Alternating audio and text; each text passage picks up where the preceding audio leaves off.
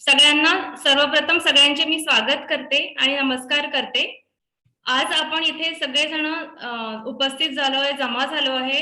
जागतिक स्तनपान सप्ताह जो आपल्या सगळ्यांना माहिती आहे की 1 ते 7 ऑगस्ट दरम्यान आपण दरवर्षी साजरा करत असतो. तर हा सप्ताह जागतिक स्तनपान सप्ताह जो आहे तो सर्वप्रथम 1992 मध्ये सुरू करण्यात आला होता. तर हा जागतिक स्तनपान सप्ताह जो आहे हा सुरुवात कशासाठी करण्यात आला होता? सर्व जगभरामध्ये स्तनपानाला प्रोत्साहन देण्याकरता व जगतामध्ये बालकांच्या आरोग्याचे सुधार करण्यासाठी हा सप्ताह सुरू करण्यात आला होता. तर या वर्षीची आपली थीम आहे प्रोटेक्ट ब्रेस्ट फीडिंग अ शेअर्ड रिस्पॉन्सिबिलिटी. अ शेअर्ड रिस्पॉन्सिबिलिटी म्हणजे काय? अ शेअर्ड रिस्पॉन्सिबिलिटी म्हणजे की ब्रेस्ट फीडिंग फक्त हे एकट्या आईचे रोल नसतो ब्रेस्ट फीडिंग मध्ये. इथे सगळ्यांचा रोल असतो. वडिलांचा, इतर फॅमिली मेंबर्सचा, सासूचा, आईचा, भावाचा, मित्रमैत्रिणींचा आणि पूर्ण समाजाचा याच्यामध्ये सहभाग असायला पाहिजे ब्रेस्ट फीडिंग मध्ये. कारण की ब्रेस्ट फीडिंग केल्याने बाळाचं म्हणजे बाळ सुदृढ होतो आणि बाळ जर सुदृढ झालं तर जी आपली पुढची पिढी आहे ती सुदृढ होण्यामध्ये मदत होते. तर यावर्षीचे आपले जे थीम आहे प्रोटेक्ट ब्रेस्ट फीडिंग आणि शेअर्ड रिस्पॉन्सिबिलिटीची, ती ही पूर्ण फॅमिली आणि सगळ्या समाजाची ही शेअर्ड रिस्पॉन्सिबिलिटी असते. आपली ही जी थीम आहे ती. तर याचे महत्व यावर्षी आपण सांगणार आहोत की शेअर्ड रिस्पॉन्सिबिलिटी म्हणजे काय आहे. तर मी सर्वप्रथम हा कार्यक्रम सुरू करण्यापूर्वी आपले नागपूर ऑब्स्टेटिक अँड गायनिक सोसायटीचे अध्यक्षा डॉक्टर अलका मुखर्जी यांना 2 शब्द आपल्याला बोलण्याची विनंती करते. Alka Mukherjee madam.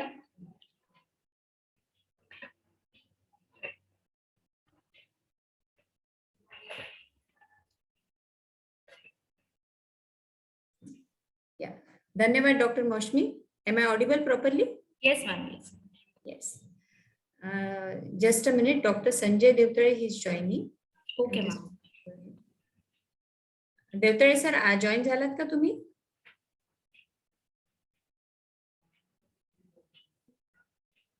Just a minute.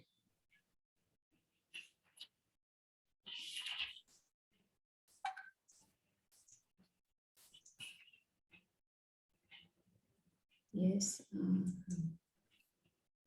Yes, ma'am. He has joined. I think I can see him. Yeah. अच्छा, Jignesh, are you there? Jignesh, spotlight.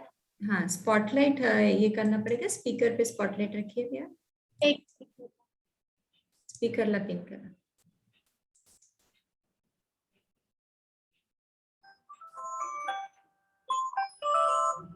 होत नहीं है अगर स्पीकरला पिन. कौन करते? जिग्नेश के तरफ से कोई कर रहे हैं क्या आपके तरफ से? हाँ मैम. हाँ, देखिए ना थोड़ा. मैम संजय सर को कर दिया है मैम. हाँ नहीं, आप स्पीकर को कीजिए ना. अभी स्पीकर पे रखिए ना फोकस. जब मैं बोलूंगी मुझ पे, जब संजय सर बोलेंगे संजय सर. हाँ मैम, आप करिए शुरू में, वो कर देंगे हम. Doctor madam focus. हाँ, doctor Sanjay Devtale. Yes sir. Yes madam. तुम्ही आधी बोलता. IMA प्रेसिडेंट सर आधी बोलता. आजचा आमचा हा कार्यक्रम जो तुम्ही आहे. बोला ना. अच्छा, ठीक आहे. चल, धन्यवाद डॉक्टर मौसमी. सर्वप्रथम मी आपले आजचे जजेस doctor Waikar madam, doctor Mahatme madam, speaker doctor Vaishali Bharadkar, IMA president sir doctor Sanjay Devtale आणि आजच्या सगळ्या इथे जमलेल्या सगळ्या सिस्टर्स, ANM, प्रायव्हेट हॉस्पिटलचे स्टाफ यांचे आणि तसंच उपस्थित डॉक्टर मंडळींचे स्वागत करते. स्तनपान हा म्हणजे ब्रेस्ट फीडिंग हा विषय सर्वात जास्त पाहणारा म्हणजे कोण असतात? त्या असतात आपल्या हॉस्पिटल स्टाफ. डॉक्टर एकदा राऊंड घेतल्यानंतर सगळं समजून जातात आणि त्याच्यानंतर त्याची जबाबदारी, जिम्मेदारी जी असते ती हॉस्पिटल स्टाफची असते. पण ती जबाबदारी चांगल्या रीतीने कसं पार पाडावं, कसं ब्रेस्ट फीडिंग करावं, कसं पेशंटला समजून सांगावं, वेगवेगळ्या ब्रेस्ट फिडिंगच्या पोझिशन समजून सांगाव्या, ब्रेस्ट फीडिंग किती महत्वाचं आहे हे समजून सांगावं, 1 तासाच्या आतमध्ये लहान बाळाला, नवजात शिशूला आईच्या स्तनाशी लावलंच पाहिजे पोस्ट डिलिव्हरी याची बरोबर काळजी घेणे, वेगवेगळ्या पोझिशन समजून सांगणे, बाळाच्या आईच्या छोट्या मोठ्या ज्या दुखऱ्या गोष्टी असतात त्याची काळजी घेणे, या सगळ्या जबाबदाऱ्या तुम्ही खूप चांगल्या रीतीने पार पाडत असता. पण कधी कधी काय असतं, रिव्हिजन विषयाची गरज असते आणि काही ज्या नवीन स्टाफ असतात त्यांना याची माहिती देणं गरजेचं असतं. म्हणून आजचा हा आपण उपक्रम आमच्या प्री काँग्रेस वर्कशॉपमध्ये सुरू केलेला आहे आणि याचा आपल्या सगळ्यांना निश्चितच रूपे फायदा होईल याची आम्हाला गॅरंटी आहे. या विषयावर आपल्या डॉक्टर वैशाली वराडकर आपल्याला मार्गदर्शन करतील. त्या आपल्याला एका लेक्चरच्या स्वरूपात, पॉवर पॉईंट प्रेझेंटेशनच्या स्वरूपात कसं ब्रेस्ट फिडिंग करावं, काय काय प्रॉब्लेम्स येऊ शकतात त्याविषयी बऱ्यापैकी माहिती देतील. आणि आज बऱ्यापैकी लोकांनी स्लोगन्स आणि पोस्टर्स मध्ये पण पार्ट घेतलेला आहे, काही पेपर प्रेझेंटेशन्स पण आहेत. मी त्यांचे पण सगळ्यांचे स्वागत करते. या विषयाची थीम जसे की डॉक्टर मौशमी यांनी तुम्हाला सांगितलेलं आहे, शेअर द रिस्पॉन्सिबिलिटी. तर ही शेअर रिस्पॉन्सिबिलिटी कोणी कोणी करावी, तर डॉक्टरांच्या सोबत अर्थातच तुम्ही आमचा पार्ट आहे म्हणजे नर्सेसनी देखील शेअर करावी, त्यांच्या फॅमिलीनी शेअर करावी, त्यांच्या हस्बंडनी, नवऱ्यांनी आणि सासू सासरे, आई वडील, जे पण मोठे वडीलधारे माणसं त्यांच्या सोबत असतात त्यांनी सगळ्यांनी मिळून ही रिस्पॉन्सिबिलिटी शेअर करावी. आईला जरा असा मोकळा वेळ देण्यात यावा, आईची बरोबर काळजी घेण्यात यावी, आईचं न्यूट्रिशन बरोबर ठेवण्यात यावं. काय लागतं आपल्याला एका बाळाला मोठं करायला? काय लागतं? एका बाळाला जर तुम्ही असं मोठं करायला म्हटलं तर फक्त आईच्या दुधाची गरज आहे. आणि आईला कशाची गरज आहे? आईला न्यूट्रिशन चांगलं असण्याची गरज आहे. त्याच्यामुळे आईच्या न्यूट्रिशनची काळजी घेणे म्हणजे शेअरिंग रिस्पॉन्सिबिलिटी आलं. आईला थोडासा मोकळा वेळ देणे म्हणजे शेअरिंग रिस्पॉन्सिबिलिटी आलं. तर तुम्ही तर हॉस्पिटलमध्ये बऱ्यापैकी हेल्प करताच, पण त्यासोबतच फॅमिलीची पण रिस्पॉन्सिबिलिटी आहे हे देखील तुम्हाला त्यांना समजून सांगायला लागतं. घरी गेल्यावरही पेशंटनी बरोबर आपल्या बाळाला दूध पाजलं पाहिजे. 6 महिने एक्सक्लुझिव्ह ब्रेस्ट फिडिंग म्हणजे फक्त ब्रेस्ट फिडिंगवर बाळाला ठेवलं पाहिजे, याची काळजी घ्यायला पाहिजे. हे आपल्याला सगळ्यांना मिळून समजून सांगायला गरज आहे, आजची काळाची गरज आहे. तर आपण सगळ्यांनी जर प्रयत्न केला तर नक्कीच आपण या सगळ्या गोष्टीतनं चांगल्या रीतीने आपल्याला रिझल्ट्स मिळतील. आपला देश सुदृढ होईल, आपले बाळ सुदृढ होतील, माता मृत्यू कमी होईल, बाल मृत्यू कमी होईल. पहिले 6 महिने जर एक्सक्लुझिव्ह ब्रेस्ट फिडिंग केलं तर बाळाला होणारे वेगवेगळे आजार देखील कमी होतील. तर आईचे दूध अमृत असतं, त्याला नाही कुणाची सर, असं बोलून मी माझे वाक्य संपवते. धन्यवाद. Doctor Devtale sir. नमस्कार. अलका मॅडम, डायनॅमिक प्रेसिडेंट एनओजीएस, आजचे जजेस आणि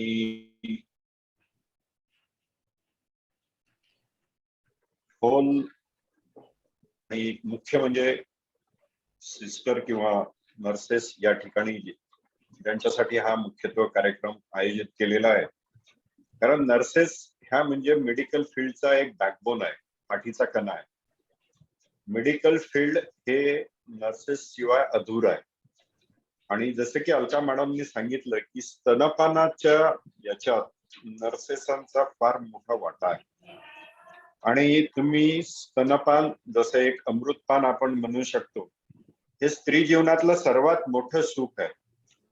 पण काय होतंय की मॉडर्नायझेशन किंवा जास्त एज्युकेशन किंवा अजून लोकांचे किंवा स्त्रियांचं जे धकाधकीचं जीवन झालेलं आहे त्याच्यात हे स्तनपानाला स्थान कमी देण्यात येत आहे. आणि ते अमृतपान जे आपण म्हणतोय ते जरा कमी होत आहे. आणि नवीन नवीन फॅड येतात आहे, नवीन नवीन बॉटल फीड, आणि हे पुन्हा जे बंद झालं होतं ते पुन्हा आता मॉडर्नायझेशनमुळे येतात आहे. पण स्तनपान हे सगळ्यात महत्वाचं आणि विशेषतः काहीही पैसे न लागता अमृतपान सारखं जे आहे त्याला आज आपल्याला पुन्हा या ठिकाणी एक रिव्हिजन म्हणून आपण जे घेतो आहे त्याच्यासाठी मी एनओजीएसचा आभारी आहे. आणि याच्यातून जेवढे जास्तीत जास्त माहिती आपल्याला मिळवता येईल तेवढी आपण एक्सपेक्ट करूया. आणि मी पुन्हा एकदा एनओजीएस आणि टीमचं स्वागत करतो आणि माझ्या शब्दांना विनवतो. धन्यवाद. Thank you sir. Over to you Moushumi. Yes, ma'am. Thank you, madam. Thank you, Sanjay sir and Alka madam for your encouraging words. तर आपल्याला मॅडम आणि सरांनी सांगितलेच आहे की नर्सेसचं महत्व स्तनपानामध्ये किती महत्वाचे आहे. तर ही आई जी असते, नवीन माता जी झालेली असते, तिच्या मनामध्ये स्तनपानाविषयी भीती असते. तिला भीती असते की मी माझ्या बाळाला दूध बरोबर पाजू शकणार आहे की नाही. तिची ही भीती घालवण्यासाठी तिचे इतर फॅमिली मेंबर्स, तिचे बहीण भाऊ, आई वडील, पती हे तिला मदत करतच असतात. पण त्याबरोबर फॅमिली मेंबर्स हॉस्पिटलमध्ये असताना पूर्ण वेळ तिच्यासोबत थांबू शकत नाही. पण इथे मग त्या सिस्टरचा रोल येतो की सिस्टरनी त्या पेशंटला, मातेला स्तनपान करायला कसं मदत करायचं, तिला कसं प्रोत्साहन द्यायचं, तिची भीती मनामधली कशी घालवायची, हे महत्वाचं आहे आणि हे नर्सेस आणि सिस्टर्सला यायला पाहिजे. तर यासाठी आपण नर्सेसचं ट्रेनिंग आज इथे आयोजित केलेलं आहे. तर हे नर्सेसचं ट्रेनिंग घेण्यासाठी आपल्याकडे एमिनेंट गायनेकोलॉजिस्ट नागपूरच्या आपण आमंत्रित केलेले आहे डॉक्टर वैशाली वराडकर. मी त्यांचं तुम्हाला एक ब्रीफ इंट्रोडक्शन देते.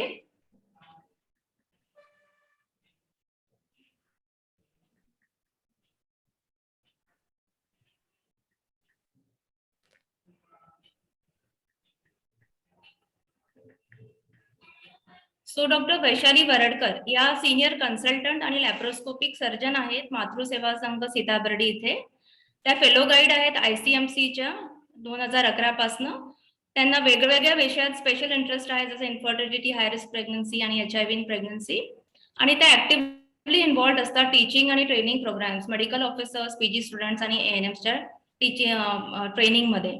तर मी स्वागत करते डॉक्टर वैशाली वराडकर आणि त्यांनी हे नर्सेसचं ट्रेनिंग प्रोग्राम कंडक्ट करावे अशी विनंती करते. Doctor Vaishali Varadkar madam.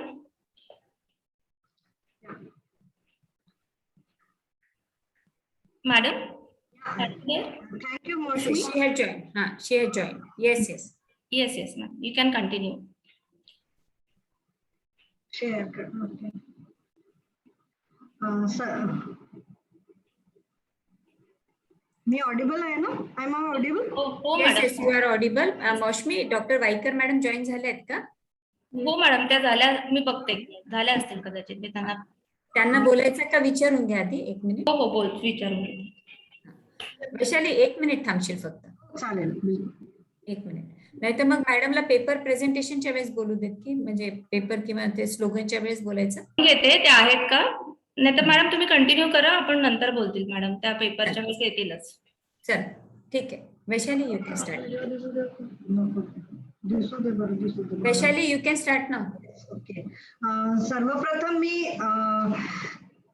आपल्या NOGSच्या अध्यक्ष डॉक्टर अलका मुखर्जी मॅडम यांचं आभार मानते. त्यांनी मला ही अपॉर्च्युनिटी दिली. म्हणजे ब्रेस्ट फीडिंग मध्ये काउन्सिलिंग हा अगदी आवडता विषय आहे, फार महत्वाचा विषय. डॉक्टर्स जरी ऍडवाइस करतात, म्हणजे आपण हा एक्सक्लुझिव्ह ब्रेस्ट फीडिंग, केवळ स्तनपान बद्दल इतकं प्रपोगेशन करतो या विषयावर, पण आपल्यापेक्षा जास्त वेळ सिस्टर्स आणि आपले हेल्थ केअर वर्कर्स घालवतात पेशंट सोबत, ज्या डिलिव्हरी झालेल्या स्त्रिया आहेत त्यांच्यासोबत. तर हा विषय म्हणून फार महत्वाचा आहे असं माझी समजूत आहे. तर त्या विषयाबद्दल आज मी थोडक्यात एक म्हणजे माहिती देईन. काउन्सिलिंग म्हणजे काय असतो? काउन्सिलिंग हा जो पार्ट आहे याच्यामध्ये फक्त म्हणजे जी डिलिव्हरी झालेली स्त्री आणि तिचं बाळ यांनाच नाही, इनफॅक्ट पूर्ण फॅमिलीला इन्व्हॉल्व केलं पाहिजे. जे या वर्षीची WHO म्हणजे आपला जो हा जागतिक स्तनपान सप्ताह साजरा केला जातोय, त्याच्यामध्ये शेअर्ड रेस्पॉन्सिबिलिटी जो हा त्याचा घोषवाक्य आहे या वर्षीचं, तर त्याच्यामध्ये हाच पार्ट इन्व्हॉल्ड आहे की परिवारातल्या सगळ्या सदस्यांची ही जबाबदारी असते की त्यांनी स्तनपान बरोबर झालं पाहिजे आणि त्याच्याकरता त्या स्त्रीला तिचं मानसिक अवस्था काय आहे आणि तिला वेळ, स्वतःसाठी जो वेळ मिळतो, तिचं व्यवस्थित तिला रेस्ट मिळते, हे फार महत्वाचं आहे. तर काउन्सिलिंग जेव्हा करत आहे तर परिवाराचे सगळे सदस्य असायला हवे त्या वेळेला. तर काउन्सिलिंग म्हणजे काय? एक पद्धत आहे ज्यानी तो समोरचा व्यक्ती आहे त्याचे काय विचार आहे, काय ते समजून घ्यायचं, त्याची काय अवस्था आहे ती समजून, आणि मग त्याला सगळं त्याची बाजू काय आहे ती समजून, आणि मग त्याला अपॉर्च्युनिटी द्यायची की त्यांनी डिसाईड करायचं की त्याला या विषयामध्ये काय करायचं आहे. ठीक आहे. तर WHO म्हणणं जे आहे की breast feeding is the best feeding, है ना. त्याच्यामुळे काय होतं की जे बाळ आहे त्याचं ओव्हरऑल डेव्हलपमेंट, त्याची हेल्थ चांगली राहायला हवी याच्यासाठी म्हणून म्हटलंही गेलंय की ब्रेस्ट फीडिंग जे आहे ते एका नवजात शिशूचं पहिलं वॅक्सिन म्हणजे ब्रेस्ट फीडिंग असतो. आपल्याला काउन्सिलिंग करायची आहे जेव्हा, तर सर्वात आधी महत्वाचं काय की काउन्सिलिंग आपण प्रमोट करतोय की पहिले 6 महिने केवळ स्तनपान करायचं, वरचं काहीच नको द्यायला. तर सर्वप्रथम आपल्याला माहित हवं की त्या स्तनपानच करायचंय तर बेनिफिट्स काय आहे, त्याचे काय ऍडव्हान्टेजेस आहे. सर्वप्रथम बाळासाठी काय ऍडव्हान्टेज आहे, तर हे जेव्हा आपण 6 महिने फक्त स्तनपान करायचं पेशंट आपल्या गरोदर स्त्रियांना जेव्हा याबद्दल माहिती देतो, तर आपलं हे मुख्य असतो की ते बाळासाठी एक कम्प्लीट न्यूट्रिशन असतो. बाळाला त्याच्या अतिरिक्त दुसरं कुठलंच आहार देण्याची गरज नसते. हे त्याच्यामध्ये जे तत्व आहे ते बाळाचं रिक्वायरमेंट फुलफिल करतात. मग स्टराईल म्हणजे आई जेव्हा बाळाला दूध पाजते, स्तनपान करते, तर ते डायरेक्ट बाळाला मिळत आहे, तर स्टराईल आहे, काही प्रिपरेशनची गरज नाही पडत. मग त्याच्यात काही असे घटक आहे ज्याच्यामुळे बाळाला इम्युनिटी, बाळाची जी आहे रोग प्रतिकारक शक्ती ती वाढते. मग स्टराईल असल्यामुळे नवजात शिशूला इन्फेक्शन्स नाही होणार. स्पेशली जे कोलोस्ट्रम असतं पहिल्या 3 दिवसाचं जे दूध असतं, ज्याला आपण चिकाचं दूध म्हणतो, पूर्वीची एक समजूत होती, पूर्वीच्या स्त्रिया ज्या हे समजून चालायचे की हे चिकाचं दूध आहे, याला टाकून द्यायचे नाही बाळाला, पण ते फार महत्वाचं असतं. त्याच्यामध्ये जे घटक आहे ज्यांनी रोग प्रतिकारक शक्ती वाढते, तर ते घटक फार महत्वाचे असतात. म्हणून कोलोस्ट्रम जे आहे ते दिलं गेलं पाहिजे बाळाला. त्यामुळे जे आपण म्हणतोय की जन्म झाल्याच्या 1 तासाच्या आत बाळाला स्तनपान सुरू झालं पाहिजे. मग ओव्हरऑल त्या बाळाला पुढे जाऊनही काही एलर्जीज वगैरे होण्याची शक्यता कमी राहते. ओव्हरऑल त्या बाळाच्या पूर्ण ग्रोथसाठी, फिजिकल, इमोशनल ॲज वेल एज मेंटल डेव्हलपमेंटसाठी ब्रेस्ट फीडिंग केलं गेलं पाहिजे 6 महिनेपर्यंत एक्सक्लुझिव्ह, आणि 1.5 ते 2 वर्षापर्यंत बाळाला स्तनपान मिळालं पाहिजे. हे त्याच्या ओव्हरऑल डेव्हलपमेंट करता फार महत्वाचं असतं. मग यासोबतच मदरला काय बेनिफिट्स मिळतात ब्रेस्ट फीडिंग केल्याने, काही म्हणजे ही गरज आता का भासते आपल्याला या विषयावर बोल. जसं 1 ते 7 ऑगस्ट आपण जागतिक स्तनपान सप्ताह साजरा करत आहे, हे वेगळे कार्यक्रम घेत आहे. तर याची गरज 1991 मध्ये पहिल्यांदा सुरू झालं याच्याबद्दल सेलिब्रेशन करणं. एक पूर्वी म्हणजे स्पेशली आपल्या देशामध्ये तर स्तनपान तर म्हणजे सगळ्या स्त्रिया देतच होत्या, पण जसं जसं काळ बदलला, मॉडर्नायझेशन झालं आणि आता बऱ्याच स्त्रिया वर्किंग मदर्स होऊ लागल्या, तर काही वेळा स्तनपान त्यांना करता नाही येत, एक्सक्लुझिव्ह ब्रेस्ट फीडिंग. पण आता सरकारने पण 6 महिन्याची मॅटर्निटी लिव्ह देत आहे. तर हे कारण याचं महत्व आहे. तर मदरला काय ऍडव्हान्टेज होतो ते की एक इमोशनल बॉन्डिंग, त्या आपल्या बाळासोबत मदरची एक इमोशनल बॉन्डिंग होते. मग जसं डिलिव्हरी झाल्याबरोबर 1 तासाच्या आत आपण म्हणजे नॉर्मल डिलिव्हरी झाली तर लगेचच स्तनपान करता येतो, तर ते गर्भाशयाचे आकुंचन करण्यामध्ये मदत होते, ज्याने की पीपीएच आहे. पीपीएच एक मोठं कारण होतं माता मृत्यूचं, तर पीपीएच ची ओव्हरऑल रेट कमी होतो.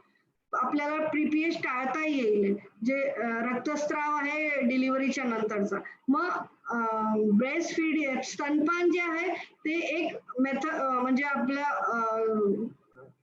फॅमिली प्लॅनिंगचा मेथड पण आहे, एक natural method of family planning, की जोपर्यंत एक्सक्लुझिव्ह ब्रेस्ट फीडिंग करत आहे, स्तनपान देत आहे, तोपर्यंत चान्सेस कमी राहतील की ती पुन्हा गरोदर राहील, आणि त्यामुळे तिला पाळणा लांबवण्यास जे गॅप ठेवायला 2 मुलांमध्ये ते मदत होते ओव्हरऑल. आणि लॉंग टर्म मध्ये जे आहे ब्रेस्ट कॅन्सर आणि ओव्हेरियन कॅन्सर ची जी रिस्क राहते, तर ज्या स्त्रियांनी स्तनपान केलंच नाही कधी, त्यांच्यामध्ये ती रिस्क वाढते.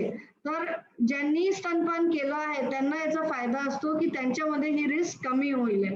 तसंच आपल्या ज्या स्त्रिया स्तनपान करत आहे तर त्यांचा वेळही वाचतो की काही दुसरं पदार्थ बनवण्यामध्ये जे 6 महिने फक्त स्तनपान करायचं तर वेळ वाचेल. मग जे डब्याचं दूध वगैरे पाजतात ते महाग असतात ते डब्याचं दूध आणि त्याची पूर्ण तयारी करायचं त्याचा जो एक्सपेन्सेस आहे खर्च आहे तोही कमी होईल. तो ओव्हरऑल हे म्हणजे आपण विचार करू तर देशाची पण मदत होते हे सगळे खर्च कमी केल्याने. मग जेव्हा काउन्सिलिंग करायचंय समुपदेशन जे करतात नर्सिंग स्टाफ जी आहे हेल्थकेअर वर्कर्स आहे त्यांना जेव्हा काउन्सिलिंग करायचंय तर आपलं काय एम असायला हवं काउन्सिलिंग करताना की त्या जी स्त्री आहे तिला काय चॅलेंजेस आहे ती कुठल्या परिस्थितीमध्ये आहे ते आधी समजून घ्यायचं. मग त्याच्या सोबत तिचा कॉन्फिडन्स तिला तिच्या लेवलवर जाऊन तिच्याशी जो संवाद साधायचा ज्याने की तिचं कॉन्फिडन्स व्यवस्थित होईल. मग तिला सपोर्ट पण द्यायचा त्यासोबतच सपोर्ट ज्याने की काय होईल की ती आपल्या आणि तिला त्याच्याबद्दल माहिती दिली सर्व तर तिचं ओव्हरऑल ती जेव्हा स्तनपान करेल तर ज्या काही चुका करत असेल या ती चांगल्या रीतीने ते करू शकेल स्तनपान. हा फायदा असतो समुपदेशन केल्याचा. आता समुपदेशन करताना आपल्याला काय डेव्हलप करायला हवं आपल्यामध्ये काय चेंजेस म्हणजे आपल्याला काय माहिती हवं काय की आपण जेव्हा त्या स्त्री सोबत बोलत आहे तर बोलताना अजून काही गोष्टींचं लक्षात ठेवायचं ज्याला आपण नॉन व्हर्बल कम्युनिकेशन म्हणतो ते पण फार महत्वाचं असतो की आपण आधी तिच्याकडनं ऐकून घेतलं. तर एक पेशंट लिसनिंग ज्याला म्हणतात म्हणजे शांतपणे आधी ऐकायचं की तिची काय परिस्थिती आहे तिला काय चॅलेंजेस येतात आहे तिला कुठल्या त्रास तर नाहीये म्हणून तो वेळही दिला पाहिजे तिला लक्ष द्यायचं तिच्याकडे. मग फेस टू फेस झालं पाहिजे शक्यतो counselling should be face to face. गरज पडली तर तिचा हात धरून तर तिला थोडस आत्मीयता वाटेल. अजून स्किल 2 मध्ये काय आहे की आपण शक्यतो ओपन क्वेश्चन्स विचारले पाहिजे जेव्हा आपण तिच्याशी संवाद साधतोय कुठल्या स्त्री सोबत तर काउन्सिलिंग करताना तर ओपन क्वेश्चन्स विचारले पाहिजे. म्हणजे कसं ब्रेस्ट फीड करत आहे का हा क्वेश्चन न विचारता तू आपल्या बाळाला आहार कसा देत आहे हे तर हे विचारल्यावर ती सांगू शकेल की म्हणजे चुकीचं हे आहे की काही वरचं पाणी तर नाही दिलं गेलंय हे आपल्याला कळू शकेल. आपण फक्त विचारलं की ब्रेस्ट फीड करत आहे का तर ती फक्त हो म्हणून उत्तर देईल. पण जेव्हा विचारू की फीडिंग कुठल्या प्रकारे मी करत आहे तर आपल्याला कळू शकेल की ती दुधाच्या अतिरिक्त काही दुसरं अजून पदार्थ दिले का बेबीला. तसंच अजून फक्त संवाद न साधता काही जेस्चर्स पण आपल्याला यूज केले पाहिजे ज्यांनी कळायला हवं की आपण तिच्या सोबत म्हणजे तिला सपोर्ट देत आहे. ती स्तनपान जेव्हा तिला आता 2 वर्ष जवळजवळ स्तनपान करायचंय आणि डिलिव्हरी नुकतीच झाली आहे तर सुरुवातीला जो 1 महिन्यात तिला म्हणजे तिच्याकरताही ते सगळं नवीन आहे.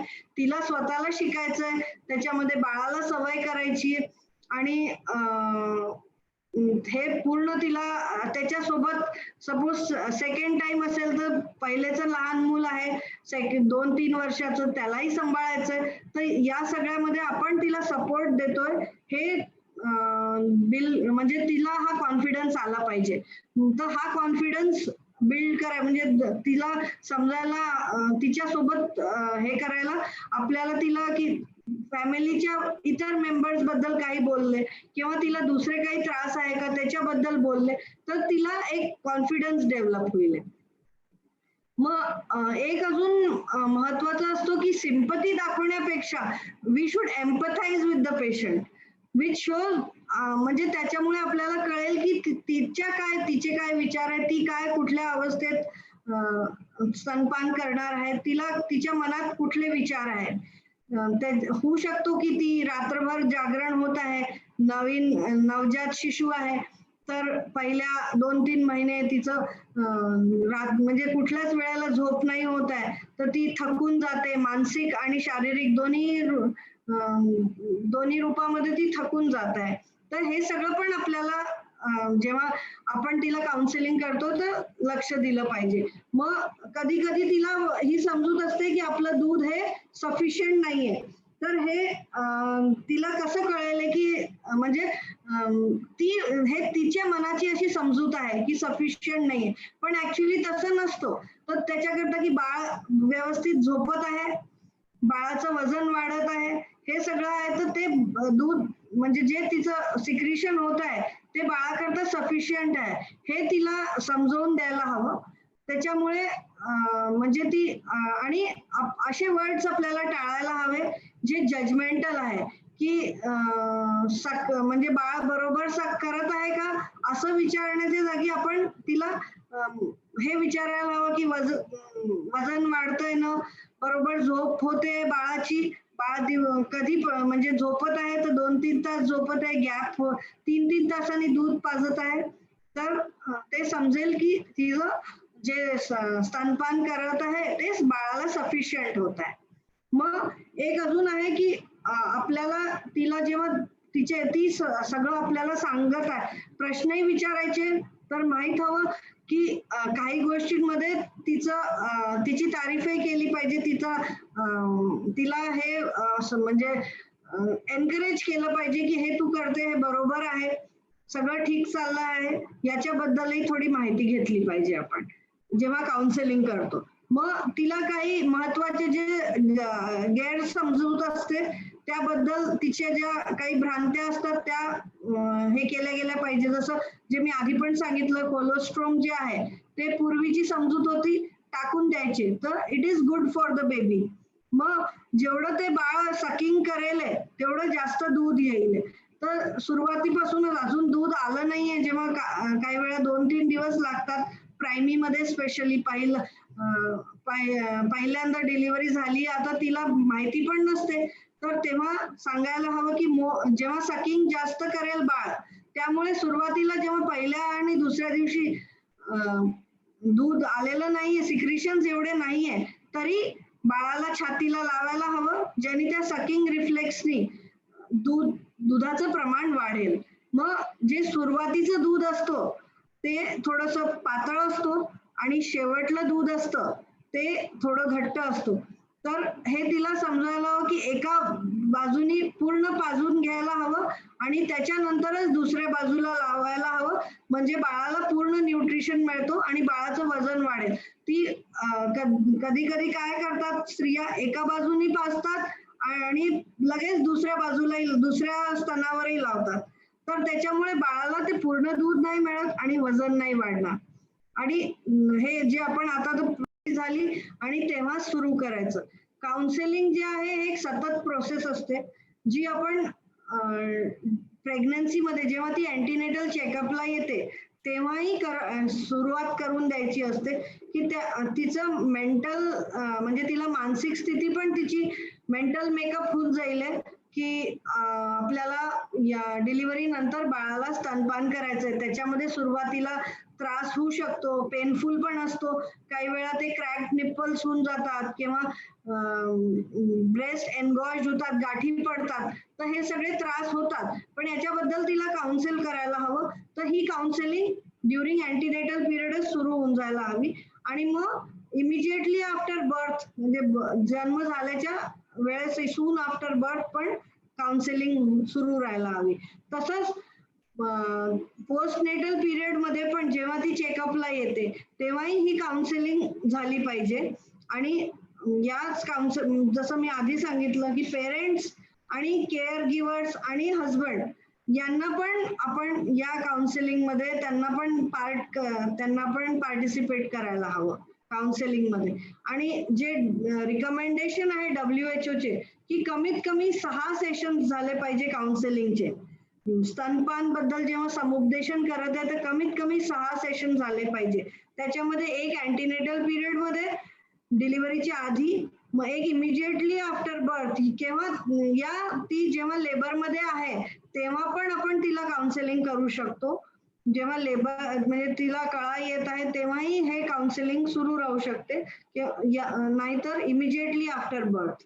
मग डिलिव्हरी झाल्याच्या 1 किंवा 2 हफ्त्यांनी काउन्सिलिंग 2 आठवड्यांनी काउन्सिलिंग झाली पाहिजे. मग चौथं सेशन म्हणजे 3 महिन्यानंतर आणि 5वं सेशन ते 6 महिन्यानंतर आणि जे एक 6वं सेशन म्हणजे मिनिमम 6 सेशन्स काउन्सिलिंगचे रिकमेंडेड आहे. तर 6वं सेशन ज्या वर्किंग मदर्स असतात जेव्हा ते आता आपलं ड्युटी जॉईन करणार आहे तर त्याच्या आधी एक काउन्सिलिंगचं सेशन त्यांचं झालं पाहिजे. आता हे काउन्सिलिंगचं जे मोड आहे प्रिफरेबली तर फेस टू फेसच झालं पाहिजे. पण आता कोविडच्या काळामध्ये काही वेळा फेस टू फेस एवढे 6 सेशन नसतील जमत तर टेलिफोनिकली पण शक्य आहे किंवा इतर म्हणजे व्हिडिओ कॉल करून हे पण शक्य आहे. तर पण काउन्सिलिंग झाली पाहिजे हे महत्वाचं असतं. त्यामुळे कधी फेस टू फेस पॉसिबल नसेल काउन्सिलिंग तर दुसरे पर्याय पण लक्षात ठेवले पाहिजे.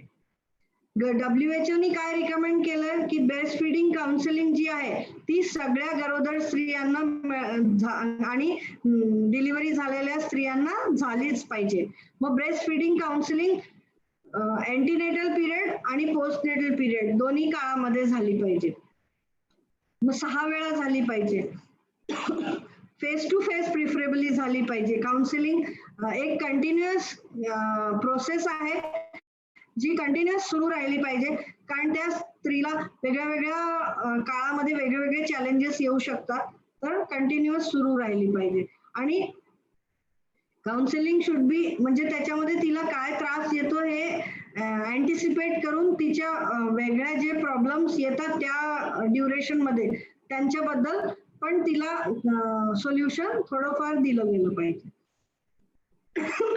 तर कन्क्लुजन हे आहे या सगळ्या म्हणजे या लेक्चर मध्ये हे सांगायचं होतं काउन्सिलिंग जे आहे की इंटरॅक्टिव्ह प्रोसेस आहे ज्यांनी त्या स्त्रियांना काय फायदा होईल ते overall the woman is empowered काय त्यांना आणि त्यांच्या पर्सनल जी पण त्यांची त्यावेळेस परिस्थिती आहे त्याला आपण आदर केलं पाहिजे. त्या रिस्पेक्ट देऊन आणि ब्रेस्ट फीडिंग प्रमोट केलं पाहिजे. ज्यांनी काय होतं की त्यांचं काउन्सिलिंग आधीपासून झालेलं असलं तर it will be a best start for them for breast feeding.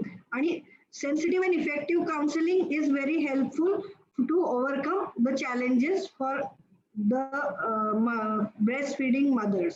जसं ब्रेस्ट फीडिंग जे वीक हा आपण साजरा करत आहे यावेळेसचा थीम आहे protect breast feeding it is a shared responsibility. तर पूर्ण परिवार याच्यामध्ये सोबत आला पाहिजे काउन्सिलिंग मध्ये पण.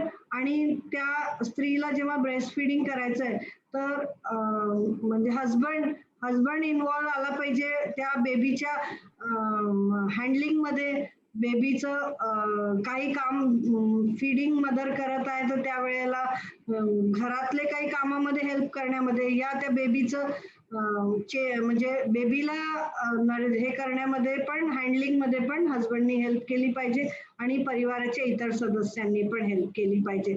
हे सगळं राहिलं तरच आपण पुढे जाऊन एक हेल्दी बेबी मिळवू शकतो आणि सगळ्या स्त्रिया एक हेल्दी बेबी पूर्ण समाजाला देतील. थँक्यू.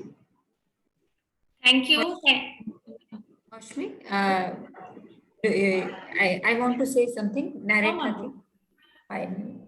तर स्तनपानाचे फायदे आपण सगळ्यांनी बघितलं. सपोर्ट कसा करावा, कॉन्फिडन्स कसा निर्माण करावा आणि तिला ब्रेस्ट फिडिंग साठी कसं प्रवृत्त करावं याबद्दल मॅडमनी खूप डिटेलमध्ये आपल्याला सांगितलेलं आहे.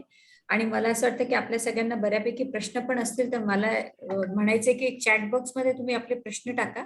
तिथनं सिलेक्ट करून डॉक्टर मौशमी त्याला पुढे सांगतील. आणि स्तनपानाचे फायदे, आईला फायदे, बाळाचे फायदे सगळं मॅडमनी सांगितलेलं आहे. दूध कसं कमी झालं कसं ओळखावं, बाळाचं पोट पूर्ण भरतंय की नाही ते कसं ओळखावं, बाळाने सुशी केल्यानंतर किती वेळाने दूध द्यायला पाहिजे, बाळाचं वजन वाढतंय की नाही याबद्दल मॅडमनी डिटेल आपल्याला माहिती दिलेली आहे. आणि पोझिशन्स बद्दलही बोलले आहेत मॅडम. आणि एक महत्वाचा पॉईंट जो मुद्दा मॅडमनी ज्याच्यावर स्ट्रेस केला तो फारच महत्वाचा आहे. सायन्सच्या दृष्टिकोनातनं, रिसर्चच्या दृष्टिकोनातनं असं पाहण्यात आलेलं आहे की ज्या पण स्त्रिया आपण प्रेग्नन्सीमध्ये त्यांना म्हणजे ANC गर्भवती असताना किंवा लेबरमध्ये असताना जेव्हा तुम्ही फोर्सफुली त्यांना समजून सांगतात, जेव्हा तुम्ही त्यांना ब्रेस्ट फिडिंग बद्दल माहिती देता, ती माहिती त्याला सेन्सिटायझेशन म्हणतात. आणि ते सेन्सिटायझेशन जर तुम्ही अँटीनेटली किंवा म्हणजे प्रेग्नंट असताना जर केलं तर त्याचा फायदा आपल्याला पोस्टनेटली होतो. म्हणजे त्या स्त्रिया त्या आपल्या बाळाला जास्त चांगल्या प्रकारे दूध पाजतात आणि कंप्लीट 6 महिने दूध पाजण्यामध्ये त्यांचा मोठा वाटा असतो.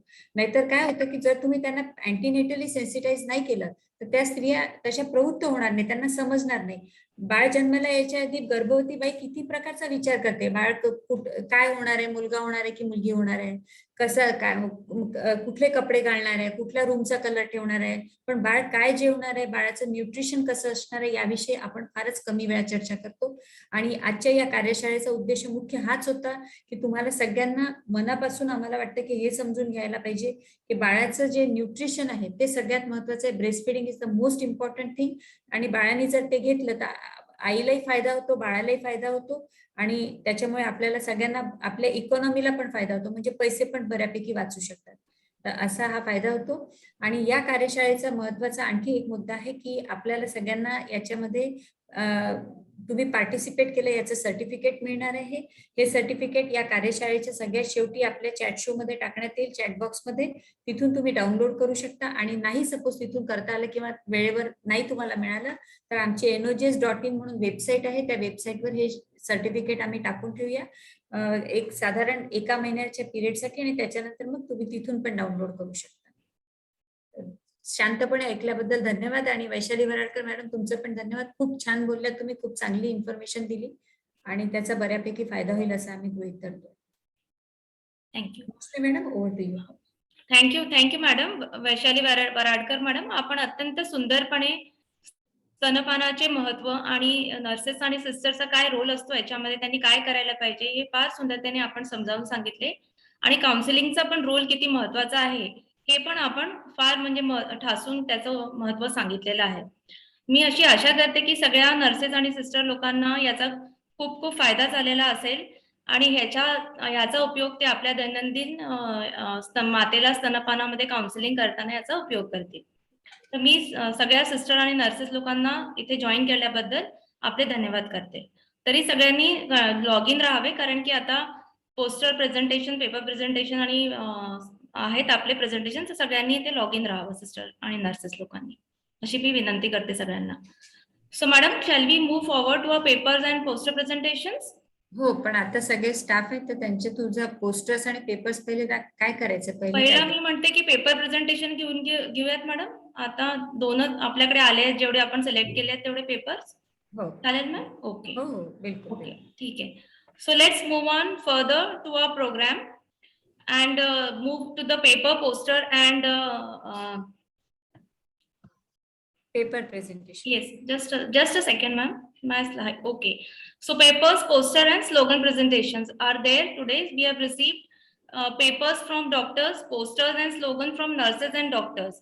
So first of all, for this I would like to invite our today's 2 esteemed judges for this session.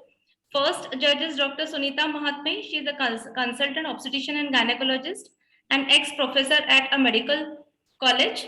She is a director at Mahatme Health and Happiness Hospital, Mulund, Mumbai, and a trustee at Mahatme Eye Bank and Hospital, Nagpur. Our next esteemed judge is Dr. Mrs. Manjushri Vaikar. She is professor of obstetrics and gynecology at Government Medical College, Nagpur. She has a vast teaching experience of 29 years. She has been faculty at many regional workshops and trainings and sensitization workshops. She is a global trainer for MNOC, and she has various publications in various index national and international journals. So I welcome both of the judges, Dr. Vaikar madam and Dr. Mahatme madam. So first we'll begin with paper presentations. We have received various about 10 to 12 papers, but the most relevant on this lactation topics were only 2 papers. So I invite Dr. Apurva Mukherjee and Dr.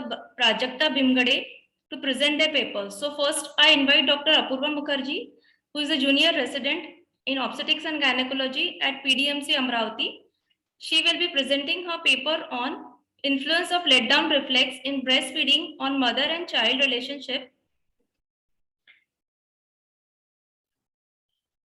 So let me tell you the rules. The total duration of paper presentation will be 8 minutes and 2 minutes will be for question and answers. Okay, ma'am. So Apurva, you can start with your presentation. Hello, am I audible? Yeah, you are audible. Good evening, good afternoon, everybody. I'm Dr. Apurva Mukherjee from PDMMC Amravati. I'm a resident in OBGY. Today, my topic of presentation is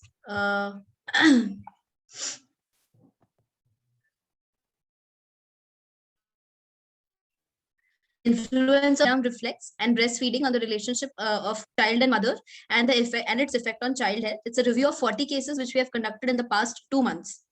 So letdown reflex is an involuntary reflex during breastfeeding, which causes the milk to flow freely. This studies aim to determine the influence of letdown reflex in breastfeeding and its relationship on mother and child and its effect on the child health.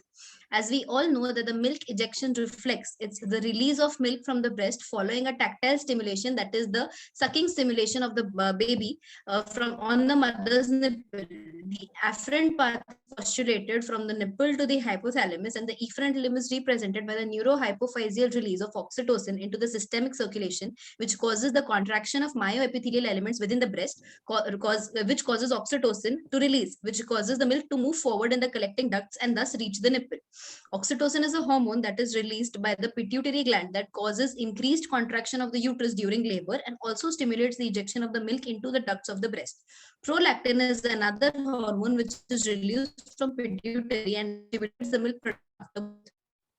The diagram of prolactin reflex, as we can see the baby sucking, which is causing the pituitary to get stimulated and release oxytocin, and prolactin, which causes milk release and ejection.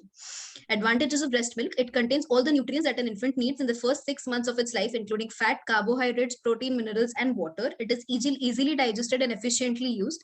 It is essential for optimal physical, emotional, and mental development of the child.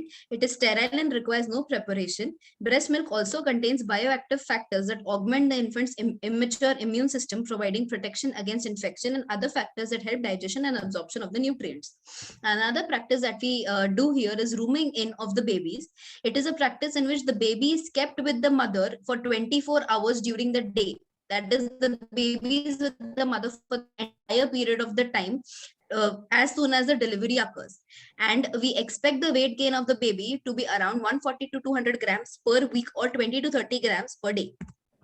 For this retrospective study, we took 40 postnatal breastfeeding women, which we chose randomly. The mothers were divided into 2 groups of 20 each. One group was where the babies were kept with the mother, that is roomed in, and the other were the categories where the babies were shifted to an ICU, neonatal ICU after birth. Maternal and child bonding and child health were assessed. The inclusion criteria was that the postnatal mothers in reproductive age group of 18 to 37 years of age, mothers who have just delivered their babies and are in obstetric ward, mothers who have just delivered and have babies admitted to the NICU ward, and the subjects who were willing to participate. The exclusion criteria was the mother who were not fitting in the age group of 18 to 37 years, twin deliveries, mothers not delivered, subjects unwilling to participate. In this procedure, we obtained the clinical, maternal, and neonatal data from the patient's medical records. After collecting the entire data, we made the observation. We categorized patients into 3 age group categories: 18 to 21, 22 to 30, and 30 to 37. In the 18 to 21 year group of mothers, 15% of the babies were roomed in, whereas 25% of the babies were shifted to an ICU. For the age group of 22 to 30 years, 55% of the babies were roomed in and only 40% were transferred to the NICU. And for the age group of 30 to 37 years, 30% of the babies were roomed in, whereas the 35% of babies were shifted to an ICU. Adequate letdown reflex was seen in 85% of the patients who practiced rooming in, whereas only in 55% of the mothers whose babies were shifted to NICU. The average weight gain of the babies over the duration of 8 days were calculated. The babies who were roomed in with the mothers, around approximately on the average 170 grams weight gain was observed, whereas in the babies who were admitted in their NICU, only 130 grams of weight gain was observed. 18 patients out of the 40 patients were primigravida, 22 were multigravida. The mode of delivery which was seen was full term normal delivery was the most, that is 19 deliveries, whereas section LSCS were performed were 16 patients. In the babies were of low birth weight categories, and the 25 babies were of the average weight categories, that is 2.5 to 3 kg. The use of supplements were seen minimal in all the patients. The rooming in mothers, only four mothers required supplements for increasing the breast milk, whereas 9 patients required medical or physical supplements for the use of to increase the breast milk secretion. So in conclusion, the babies who were with their mothers post delivery have adequate let down reflex, which in turn leads to better feeding and better weight gain of the babies as compared to the babies admitted to the NICU after birth. Therefore, rooming is important for mother and child bonding as well as for the child of the baby. Thank you. Okay. Nice presentation, Dr. Apurva. Thank you, ma'am. Vaikar madam, any comments? Mahatma madam and Dr. Vaikar, yes. Yes, madam. Thanks for your presentation, Dr. Apurva. My question for you is that while you were speaking, why only one slide was flashing? I could not see your observations at all. I'm sorry. Only ma'am, one slide was being flashed. The first with the hypothalamic, how the No, reflex madam, was. we have seen all. Your data I could not see at all. Maushmi, तुला नाही दिसले Yes, का? yes, ma'am, we could see all the slides, ma'am. अच्छा, anyways, पण मग मॅडमला Okay, पाठवायचे. now the question is why your sample size was chosen as 40, that is only 20 in each. Ma'am, we took randomized controlled patients. We conducted the duration of the study for 2 months. So overall average, we wanted to make it equal. So 20 babies were shifted to NICU. So we took 20 randomized normal patients, which is why the sample size was 40. It's a small sample What was size. the process of randomization which was practiced? Ma'am, all the twin delivery patients were excluded on all the patients who Those are your exclusion criteria. I am Yes, ma'am. asking you method of randomization. Ma'am, double blind. Double blind method. Yes, ma'am. Okay, so and what were the supplements that were used? You said that there were minimal supplements. Yes, ma'am. Which will- Minimal what supplements, first of all, will- mechanical stimulation such as massaging the breast was one of the supplements, and other were used oxytocin and perinorm tablets. Along with it, a few patients were also given an Ayurvedic preparation called as Shatavari powder.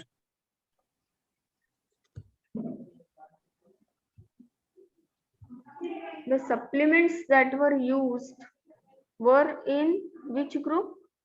Ma'am, in both patients, few of the patients required supplements in even the rooming in patients, and also a few in NICU babies. Can I know the exact number from your charts? Yes, ma'am. 4 of the patients were of the rooming in required supplementation, whereas 9 mothers whose babies were in NICU required supplementation, ma'am. Madam, now it is visible or not? Now I can see. Now it is visible. Now another question for you is that the average weight gain was around 21 grams in the per day, right? 20 to In, 30 grams the per day first was group. the average, ma'am. It is 170 grams in 8 days. And Yes, in the ma'am. other group, it was 130 grams in 8 days. Yes, ma'am. So which method was used to find out the statistical difference? Ma'am, we calculated the average weight gain of all the babies. During the 8-day duration, we calculated weight gain every single day of the babies. Then we averaged the data, ma'am. No specific method was included, ma'am. Simple average aggregation was used, ma'am. Okay, Dr. Maushmi, I think that's ma'am. good enough. Okay, ma'am. Does anyone else want to ask any question? No, ma'am, no. So we shall proceed to the next paper now. So next paper is by Dr. Prajakta Bhimgade. She is a junior resident in OBGY at GMC Nagpur. and she is presenting on knowledge, attitude, and practices of breastfeeding in postnatal mothers at GMC Nagpur. Dr. Prajakta, are you there? Yes, ma'am. Ma'am, am I audible? Yes, you are audible. You start sharing your screen. Yes, ma'am.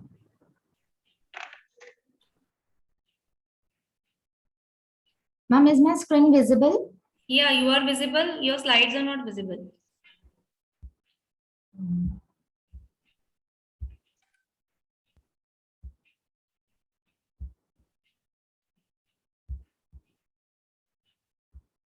Share screen. Make it share screen. Now is it visible? Now it will be. Yeah, it is. Yeah. Now we can see. Good afternoon, everyone. My topic is knowledge, attitude, and practices of breastfeeding mothers attending Government Medical College, Nagpur. My guide is Dr. Moshi ma'am.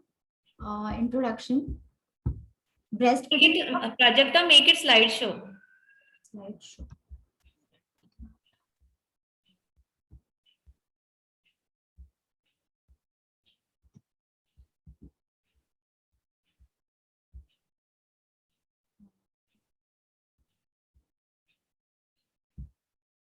In the lower right corner of your screen, you can see the icon. Just click it.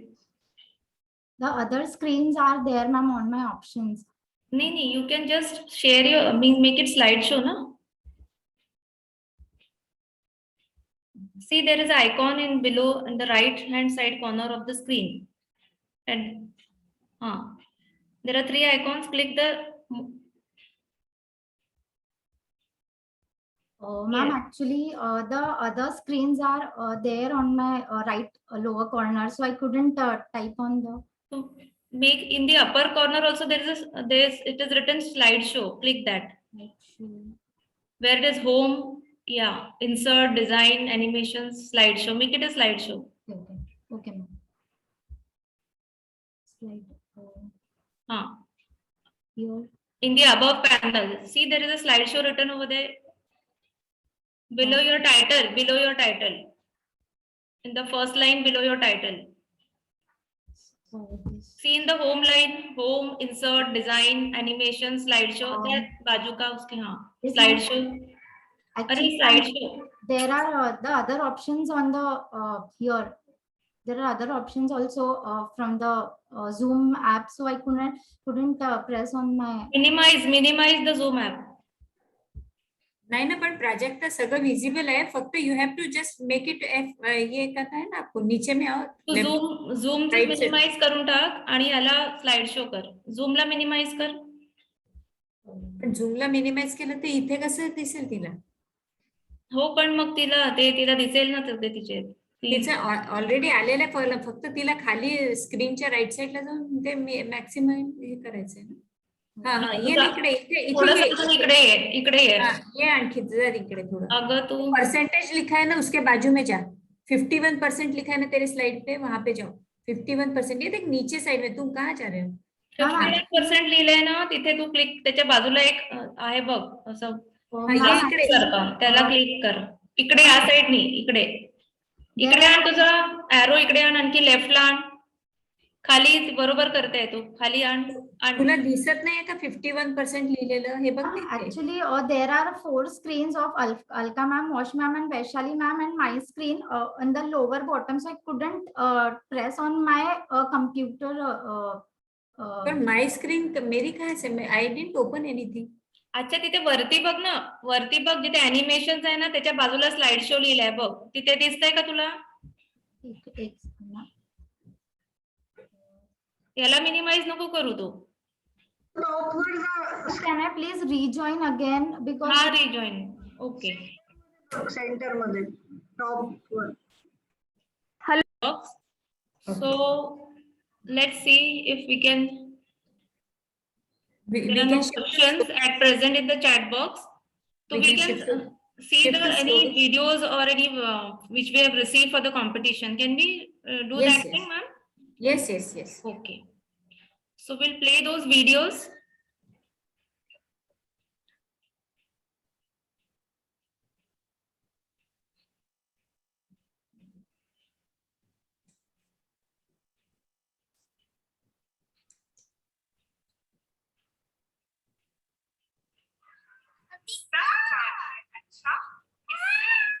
Can you see the video, ma'am? Yes, yes. माँ का figure रहेगा fit, bottle धोने की no किटकिट, आपका समय और पैसे बचाए, बच्चे में रोगों से लड़ने की क्षमता लाए, बच्चे के दिमाग को होशियार बनाए, माँ को स्तन और ओवेरियन कैंसर से बचाए। इसलिए स्तनपान जरूर कराएं, क्योंकि ये बच्चे और माँ में ज्ञान बढ़ाएं। So this was video presentation by Dr. Prachi Dikshit, Assistant Professor at Lata Mangeshkar Hospital. Now let us see next video presentation by Dr. Ashish Zararia. He will be speaking on role of father in breastfeeding. Definite role. You can help for 3 ways: by physical presence, emotional support, and financial help. Physically present, yes, if there is a paternity leave available, you can always be there throughout, or if it is not there, you can, especially the night hours, you can help her in helping in burping, taking care of her other children's, and in the night hours, you can always always be there by the side of her. Financially, you have to help her taking care of her nutritional needs, and of course, if she is at home, sitting at home, not working, then the financial burden should be shared. About emotional, yes, you have to take care of her emotionally, because that is a time where there's lots of emotional need of a wife. So you have to take care of her emotional needs too. Maushmi, next. Yes, ma'am. Hello friends, हम सब ये जानते हैं कि माँ का दूध ही बच्चे के लिए संपूर्ण आहार होता है, लेकिन कभी-कभी दूध पिलाने वाली माँ बीमार हो जाती है और ऐसे में हमें मन में सवाल आता है कि क्या बीमारी में माँ बच्चे को दूध पिला सकती है। तो इस वीडियो में हम देखेंगे कि ऐसी कौन सी मेडिकल कंडीशंस हैं जिसमें माँ बच्चे को दूध पिला सकती है और ऐसी कौन सी मेडिकल कंडीशंस में माँ ने बच्चे को दूध नहीं पिलाना चाहिए। अगर माँ को साधारण सर्दी, खांसी, तेज बुखार या डायरिया है तो ऐसी कंडीशन में माँ ने बच्चे को दूध पिलाना चाहिए। माँ के दूध में जो एंटीबॉडीज होती है वो बच्चे को इन्फेक्शन से लड़ने के लिए मदद करती है, जिसमें माँ ने बच्चे को दूध नहीं पिलाना चाहिए। अगर माँ को HIV इन्फेक्शन है, ब्रेस्ट कैंसर है या और कोई कैंसर है जिसके लिए कीमोथेरेपी या गर्म दवाइयाँ शुरू है, माँ को इन्फेक्शियस TB है, कोई क्रॉनिक डिसीजेस है जिसके लिए लंबे समय से दवाइयाँ शुरू है, तो हमें पहले डॉक्टर को कंसल्ट करना चाहिए और फिर ही ब्रेस्ट फीडिंग के बारे में सोचना चाहिए। तो इस वीडियो में हम यही मैसेज देना चाहते हैं कि साधारण बीमारी ना बने बच्चे और माँ के बीच की दूरी स्वस्थ शिशु के लिए स्तनपान ही है जरूरी। Thank you. Prajakta, are you ready? Hello? Prajakta, Yes, ma'am. are you ready? Yes, ma'am. So you start your presentation then.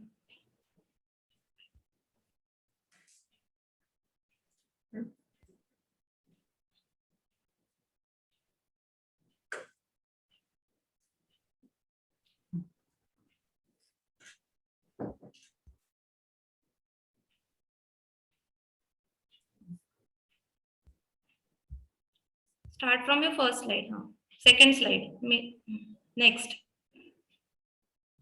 Good afternoon, everyone. My topic is knowledge, attitude, and practices of breastfeeding mothers attending Government Medical College, Nagpur. Introduction. Breastfeeding is the fundamental right of the child. Exclusive breastfeeding, initiating breastfeeding immediately after birth and not giving any other solid food, also including water, to the infants. Exclusive breastfeeding for 6 months is very important for health of both mother and growing infant. Infants who are not exclusively breastfed develops gastrointestinal infections and increases the risk of mortality. Definition: knowledge is the information or awareness gained through experience or education about exclusive breastfeeding. Attitude is the way you feel and think, behave towards exclusive breastfeeding. Practice is the process of repeating exclusive breastfeeding at regular intervals so that you can improve your skills or help the baby. The objective of the study was to assess the knowledge of the nursing mother regarding exclusive breastfeeding, to verify their attitude, and to know if the nursing mother practices exclusive breastfeeding. Knowledge, ignorance, and undesirable socio-cultural beliefs and misconceptions against the mother prevailing in the community are reported. Very few women in India have right knowledge about breastfeeding practices. The global statistics showed that only 46% of the mothers in India exclusively breastfeed their children in first 6 months. Now, mothers' poor knowledge and negative attitude towards breastfeeding may influence practices and constitute barriers to optimizing. Hence, it is necessary that lactating mothers should have positive attitude, adequate knowledge, and appropriate practices of the breastfeeding. Methodology: the study was conducted in Government Medical College, Nagpur, a tertiary care center, which has annual delivery rate of 10,000 per year. We interviewed 64 PNC patients delivered in GMCH Nagpur using 2 questionnaires. First was lactating mother's profile and the second was breastfeeding knowledge, attitude, practices questionnaire. It was an observational study which was conducted between 1st July to 15th July. Here the inclusion criteria were women who delivered to the hospital and babies who were with the mothers. Exclusion criteria were babies in NICU or PVU, lactating mothers with chronic illnesses. We collected the data by interviewing 64 PNC patients using the questionnaire in their understandable language. Data was compiled and results were made.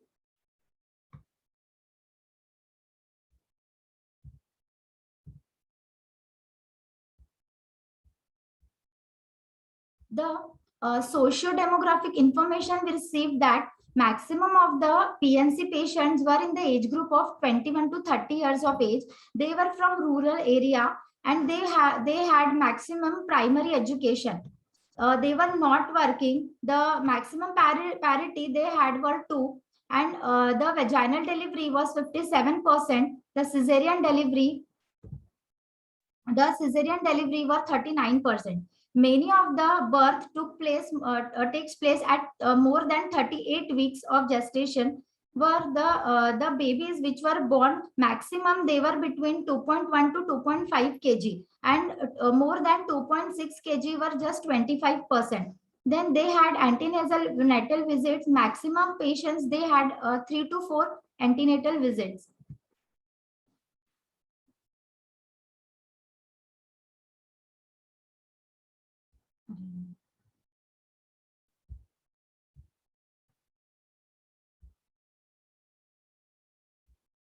Then we had the knowledge.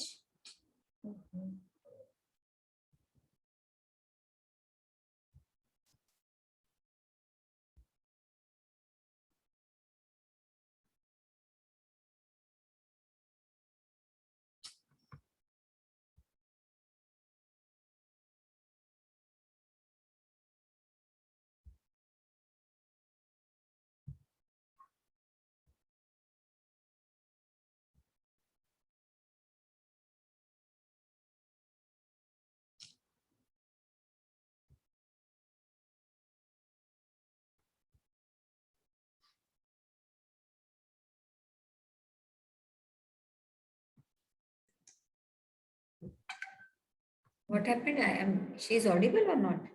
Sorry, ma'am. Ma'am, now the slide has come.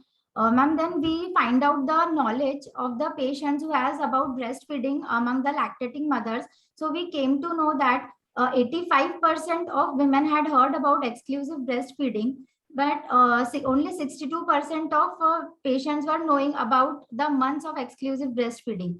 Then 54% they prefer to give first breastfeeding less than 1 hour and 45% in more than 1 hour.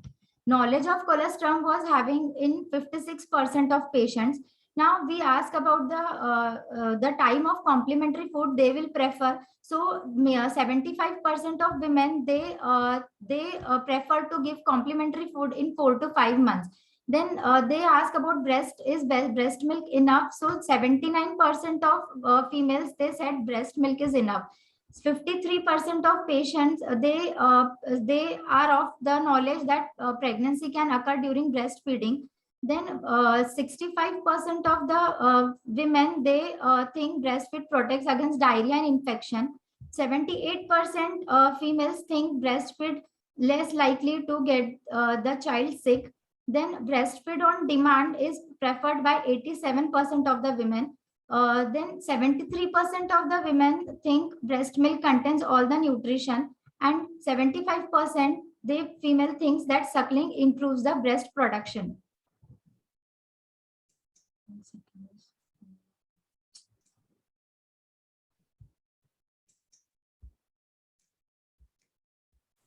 I'm sorry, the slides are not.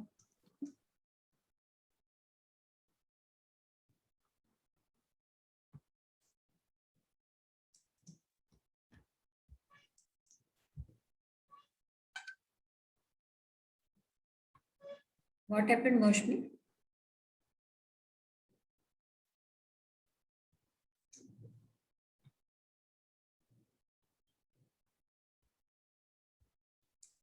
These are the attitude which the mothers have during the questionnaire.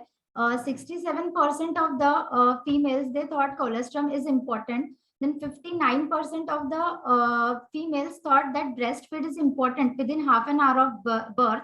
Then 85% of the females they thought breastfeeding is important.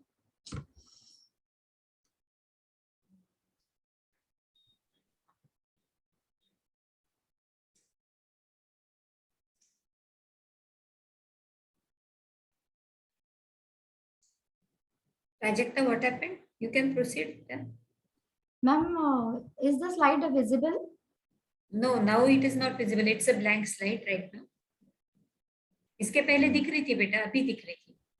You can show it. Yeah, this is seen. Then, ma'am, then 85% of the females thought breastfeed is better than top feed. 62% they showed that difficulty in taking care during breastfeeding.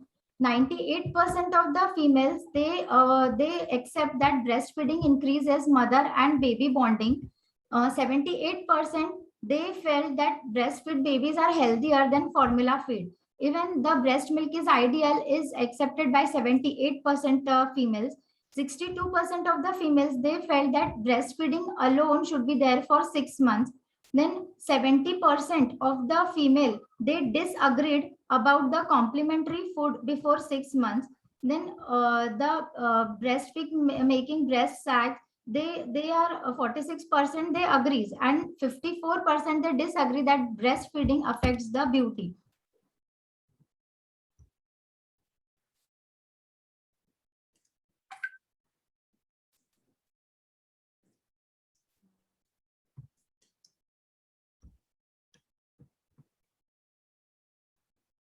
Then this is the practices which the PNC patients follow. They 57% of the females they prelactal feed to the infants. This is the more statistic, like 42% said no, but 57% they said yes to prelactal feeds to infants. Then 50% of the patients they accepted start breastfeeding less than 1 hour. Then the type of the feed given first to the baby, it was more 84% breast milk. Then many of the patients they accept that breastfeeding should be on demand. So 78% were accepted on demand breastfeeding. Then 23% they accepted the galactococcus usage for breast milk secretion. Then burping the baby every time was accepted by 78% people. Now these are the results which were maximally given by the patients which we interviewed. results of attitude, and results of practices. So the conclusion is maternal knowledge and education and age of the child is important in promoting the practice of exclusive breastfeeding. Health professionals should go beyond the mere dissemination of information to encouraging and helping the mothers. Now, informing all the pregnant women about the breastfeeding during antenatal visits is important. Strengthening of prenatal and postnatal interventions to improve breastfeeding practices is recommended. Now, a discussion is that in our study,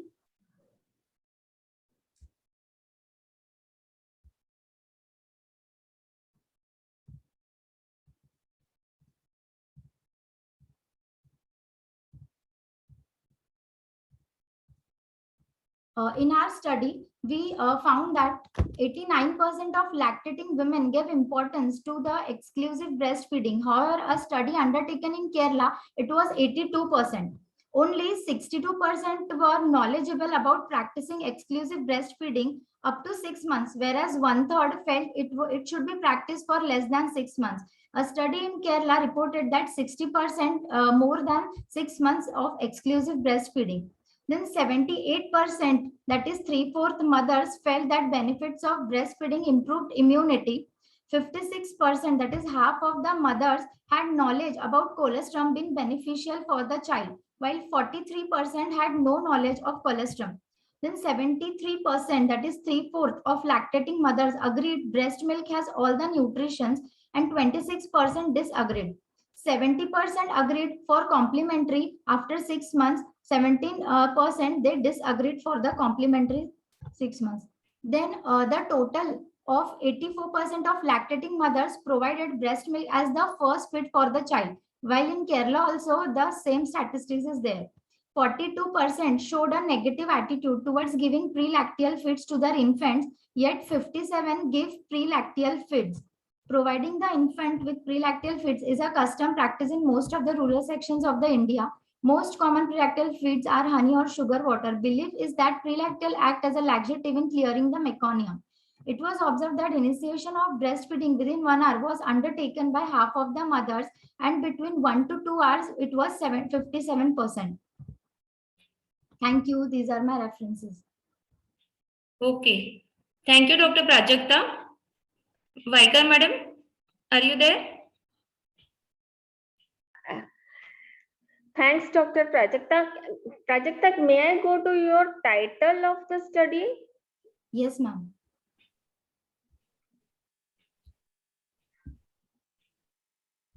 Or you can read it You out. can just read it out. Read it out. Read it out. Ma'am, is my slide visible? No. No, you can read the title of your study. Yes, ma'am.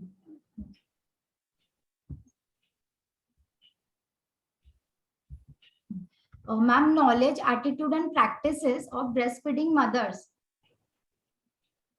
Okay, considering the content of your the title, can you just name few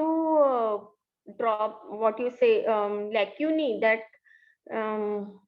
that are there in the paper, that are the limitations of your study?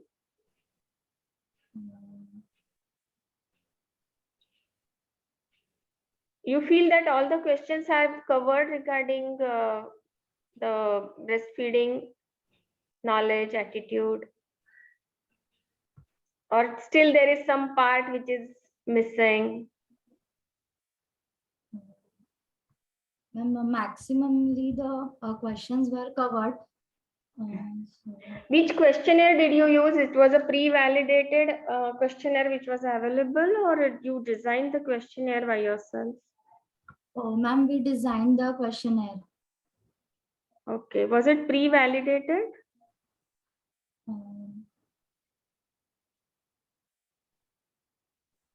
Right. Another thing which I appreciate in your paper is that women still have the wrong notion that pre-lacteal feeds, if they are given, they are helping for clearing the meconium, right? Yes, ma'am. So how can you help to reduce this kind of belief? Ma'am, of course, there is so many of misbeliefs among the lactating mothers. But if we go towards them, and if we make them understand what is the importance of colostrum, and what is the composition in the colostrum, which will itself help in clearing the meconium, or it will improve the health of the baby, not the outside things. And the outside things, they make the baby's GI system more vulnerable to infections. So by improving their knowledge, we will mainly decrease the frequency of this misbelief.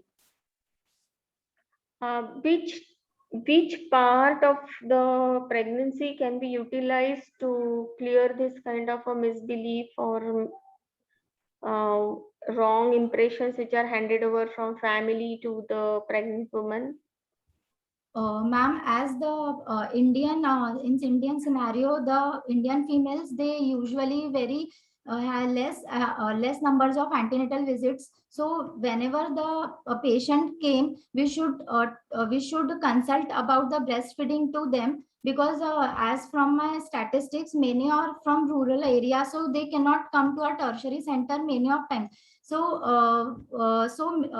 as soon we get the chance to counsel them, we should counsel them. And if we have to select one trimester, so I think the third trimester should be the better time to counsel the patient. Okay. Another thing which I wanted to ask you is that exclusive breastfeeding and continued breastfeeding, what is the difference between the two? Ma'am, exclusive breastfeeding is giving only the mother's milk, not the other solid or liquids. No, in liquids, it also includes the water. So only breast milk is exclusive breast milk. And continuous breast milk means, ma'am, like for the first 6 months, we have to give exclusive breast milk. But after 6 months, along with the breast milk, we can start the complementary food to the baby. So that will be a continued breastfeeding.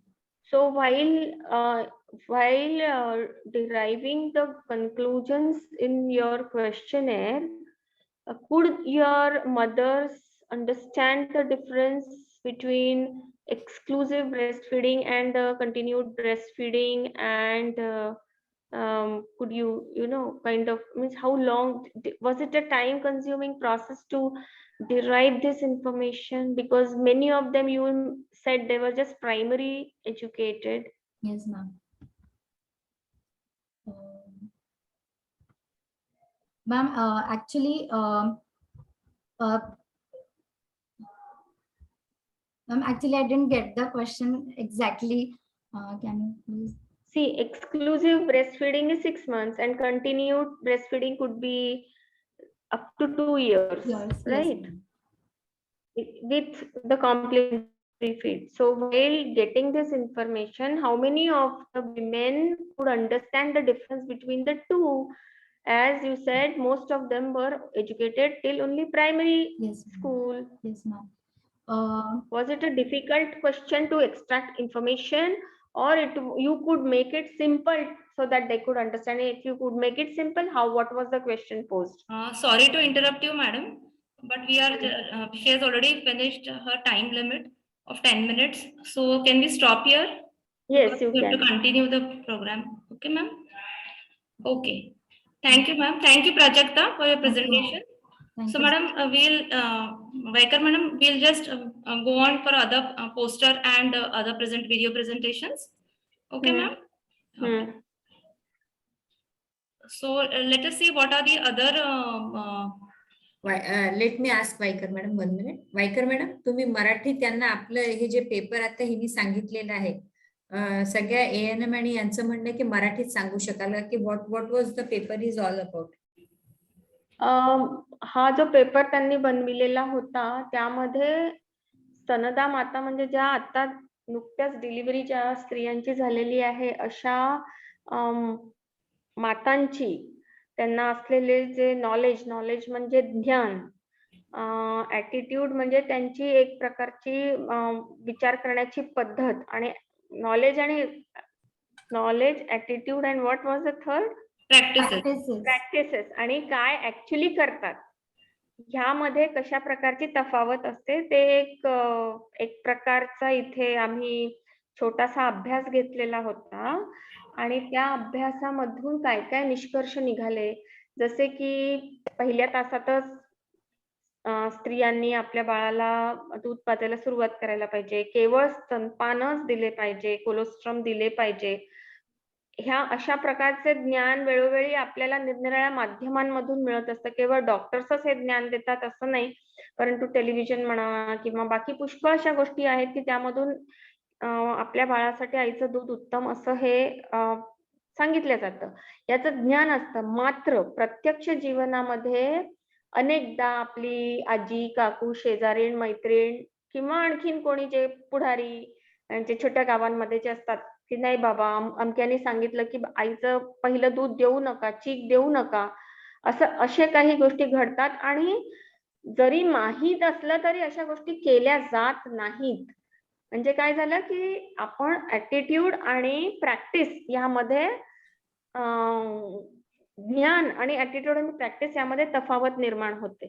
त्यामुळे जे काही निव्वळ ज्ञान आहे त्याची योग्य तऱ्हेने आपण ह्या ज्या नवीन प्रसूत झालेल्या माता आहेत त्यांना स्तनपानाविषयी माहिती देऊन त्यांना कसं काय प्रमोट करायचं किंवा त्यांना कसं काय हुरूप द्यायचा, त्यांना त्यांच्याशी बोलून त्यांच्याशी त्यांच्या भाषेमध्ये समजावून, जसं मॅडम म्हणाल्या, भराडकर मॅडम म्हणाल्या की त्यांचं काउन्सिलिंग करून निव्वळ स्तनपान हे कसं बाळाच्या आरोग्यासाठी फायदेशीर आहे, केवळ इकॉनॉमिक म्हणजे केवळ पैसे वाचवणे हा त्याच्या मागचा हेतू नसून निव्वळ स्तनपान केल्याने आई आणि बाळ ह्या दोघांचा फायदा होतो आणि त्याचप्रमाणे देशाच्या एकंदर प्रगतीसाठी त्याची मदत होऊ शकते. अशा प्रकारचा हा एक छोटासा अभ्यास होता आणि ही सगळी माहिती सर्व अंगणवाडी मध्ये मिळणाऱ्या ज्याला आयईसी मटेरियल असतं त्यामध्ये उपलब्ध असते. मात्र ऍक्च्युली जेव्हा आपण बाळ जन्माला येतं आणि त्याला स्तनपान द्यायची गरज पडते तेव्हा आजूबाजूचे बरेच असे काही गोष्टी असतात की जे आपल्याला ज्ञान असतं ते तसंच्या तसं अवलंबिल्या जात नाही. याबाबतचा हा अभ्यासक्रम होता. Mukherjee madam. Yes yes madam. हा, अजून काही त्याच्याबद्दल नाही, सांगा. व्हेरी नाईसली एक्सप्लेन मॅडम, खूप छान. त्यांना प्रश्न होता की त्यांना समजलं नव्हतं काय सुरू आहे, म्हणून मी म्हटलं तुम्हाला की तुम्ही थोडक्यात सांगा. खूपच चांगल्या पद्धतीने मॅडमनी माहिती दिली आहे. मौसमी, शुड वी मूव्ह अहेड? हो हो हो मॅडम. तर आता आपण आपले नेक्स्ट प्रेझेंटेशन्स वर जाऊयात. आपले नेक्स्ट प्रेझेंटेशन आहेत पोस्टर आणि स्लोगन प्रेझेंटेशन्स. तर आपण बघूयात आपल्याला कुठले पोस्टर्स आपल्याला मिळालेले आहेत याच्यामध्ये. तर याच्यामध्ये आपण 2 विभाग गट केलेले होते, सिस्टर्स आणि डॉक्टर लोकांचा. त्याच्यामध्ये आपण स्लोगन कॉम्पिटिशन घेतलं तर फर्स्ट प्राइज डॉक्टर्स मध्ये मिळालेलं आहे डॉक्टर नेहा भार्गव यांना स्लोगन कॉम्पिटिशन मध्ये. त्यांनी हे इथे स्लोगन दाखवलेलं आहे, इंग्लिश मध्ये आहे, my baby needs only 3 things, warm, food and security, all I can provide in breast feed. Second prize त्यांनी मिळालेला आहे डॉक्टर शर्वरी लोथे, या SR आहेत लता मंगेशकर हॉस्पिटल नागपूर इथे. यांनी स्लोगन पाठवले, माँ का स्तनपान है बच्चे के लिए वरदान, सब रखे इसका ध्यान तो रहेगी स्वस्थ संतान. थर्ड प्राइज आहे डॉक्टर प्राजक्ता जिन्नेवार, या पण SR आहेत लता मंगेशकर हॉस्पिटल नागपूर येथे. यांनी हे 3 स्लोगन्स पाठवले हिंदी आणि मराठीमध्ये. यांना थर्ड प्राइज मिळालेला आहे. आईच्या दुधात असतात सत्व भारी, साऱ्याच रोगावर पडतात भारी, अमूल्य अशी देणगी दुधाची, वाढवेल शक्ती तुमच्या बाळाची. आईचे दूध हक्क बाळाचा, बाळासाठी वरदान देवाचा, पहिले 6 महिने दूध आईचे, दृढ संगोपन सुदृढ संगोपन होईल बाळाचे. हे डॉक्टर लोकांचे आहेत. आता याच्यानंतर नर्सेस कॅटेगरीमध्ये सिस्टर आहेत. फर्स्ट प्राइज ज्यांना मिळाले मेघना गणवीर, यांनी हे स्लोगन पाठवलेलं आहे, सबका हो यही breast milk each day will help the baby for rest grow end play, सबका हो यही संकल्प, स्तनपान का नहीं कोई विकल्प. अच्छा. हाँ, आणि हे नंतरचे कॉन्सोलेशन प्राइजेस आहेत जे स्लोगन्स मध्ये मिळाले आहेत, जे आपल्याकडे स्लोगन्स आले आहेत. सो मी जस्ट डिस्प्ले करते आहे सध्या वेळेची कमतरता असल्यामुळे.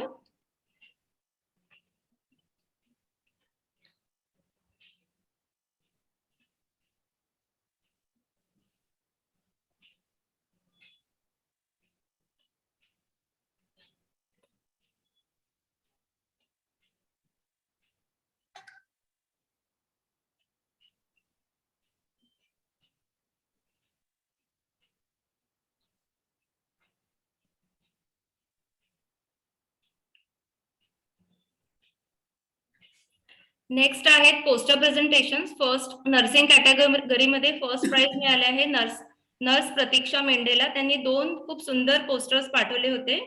तुम्ही इथे बघू शकता, त्यांनी खूप सुंदर हे पोस्टर्स बनवलेले आहेत.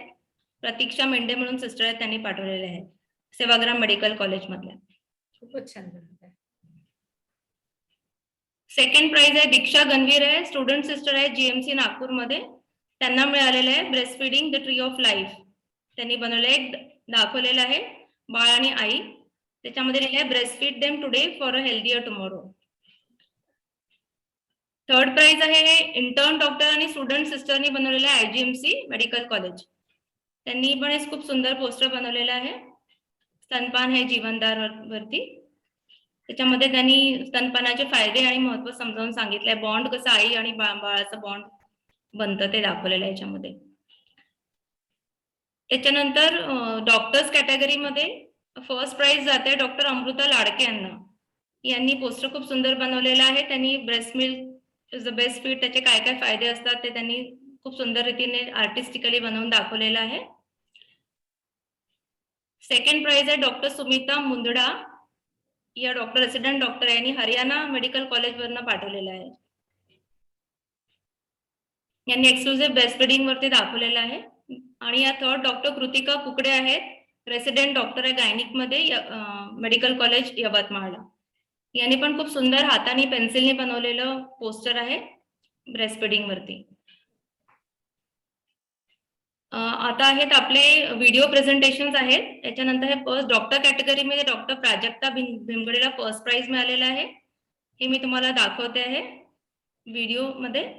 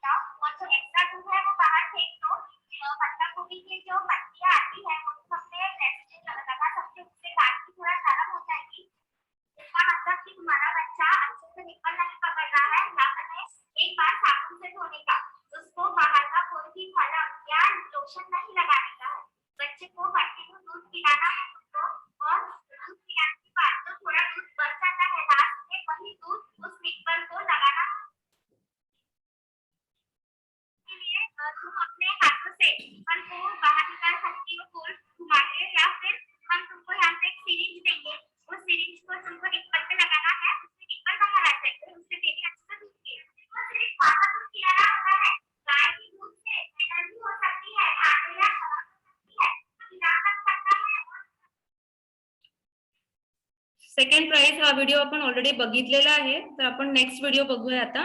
डॉक्टर प्राची सक्सेनाला सेकंड प्राइज मिळालेलं आहे. डॉक्टर दीप्ती कदम या ज्युनियर रेसिडेंट आहेत आयजीएमसी कॉलेजला, यांना थर्ड प्राइज मिळाले. ह्या काय म्हणतात बघूयात आपण. त्यासाठी मोस्ट कॉमनली विचारले जाणारे पेशंटचे प्रश्न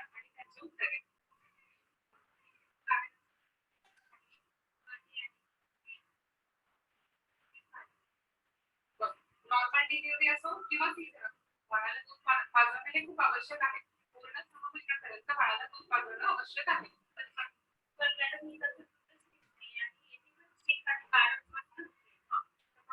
दोनचार दिवस घट्ट पिवळा दूध घे, त्याला कोलेस्ट्रॉल म्हटले जाते.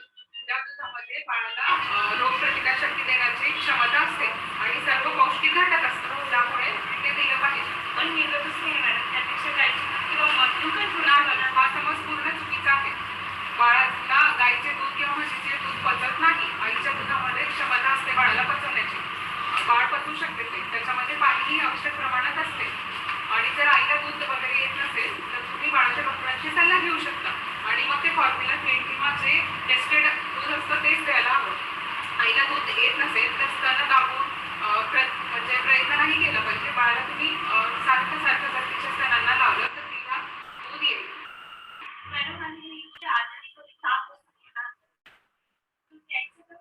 आईला किंवा बाळाला ताप आला असेल किंवा आई आजारी असेल तरी आपण बाळाला दूध देऊ शकतो, कारण बाळाला आजारपणात जास्त गरज असते आईच्या दुधाची.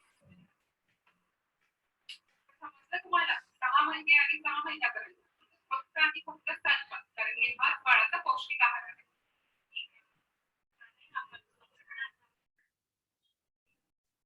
ठीक आहे.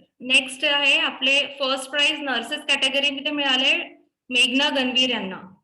त्या स्टुडंट नर्स आहे GMC ला. त्यांनी काय व्हिडिओ बनवलाय बघूयात आपण. Breast milk, the very first food the human have in the life, and from where the tree of the life start to begin. Breast milk is said to be the first vaccine for the newborn. Exactly. Its every drop has the capacity to fight with the diseases. Breastfeeding promotes not only the bonding but also the love between the mother and the newborn. So let us have a look actually what the breastfeeding is. Breastfeeding is the feeding of an infant or young child with the breast milk directly from the female human breast and not from a baby bottle or any container. Now let us see what is breastfeeding actually do. Firstly, it promotes the bonding between the mother and the baby. Then it satisfies the baby's emotional need. It provides perfect infant nutrition. Next, the breast milk helps to pass the meconium. Breast milk is more digestible more than the artificial milk. Next, the breastfeeding protects the baby against the Crohn's disease. Now, let us see how to proper breastfeed the baby. Firstly, stimulate the baby mouth to open by touching the nipple. Then, let the baby open the mouth wider. Next, bring the baby near the breast and latch the baby to the breast. Now we will see the benefits of breastfeeding. It contains all the nutrition that baby needs. It protects the baby against respiratory and gastrointestinal infection. It reduces the risk of ovarian and breast cancer in the mother. It prevents the emergency of diathesis, anemia. The second prize was to senior nursing sister Mamta Birmude. Her video cannot be displayed here as there was some problem in my laptop. Then the consolation prizes are to the other participants. Let us see what are their videos. What do they want to see? Say. मौसमी किती राहिले? 2-3 राहिलेत ma'am. दाखवायचे आहेत का? हो दाखवून दे ना. आहेत ना लोक. Okay okay. It's inspiring. हा पाहिलाय ना आपण? हो हो दाखवून देऊ आपण. हा पाहिलाय आपण? नाही हा नाही पाहिलाय. एक मिनिट.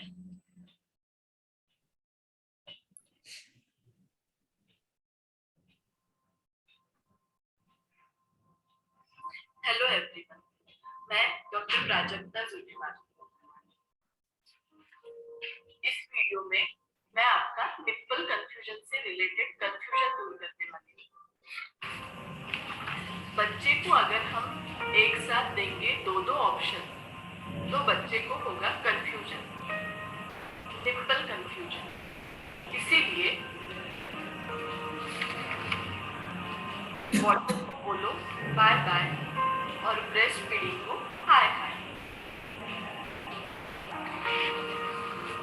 स्तनपान से जब पोषण लगे अधूरा तो कटोरी चम्मच का ले सहारा, मगर गलती से भी बॉटल को लगाना ना हाथ, इससे बच्चा छोड़ देगा दूध का हिसाब। मगर अपने डॉक्टर की सलाह लेकर सबसे पहले स्तनपान का करे सुधार, क्योंकि बॉटल है बच्चे के लिए एकदम बेस्ट और माँ का दूध ही है सबसे बेस्ट।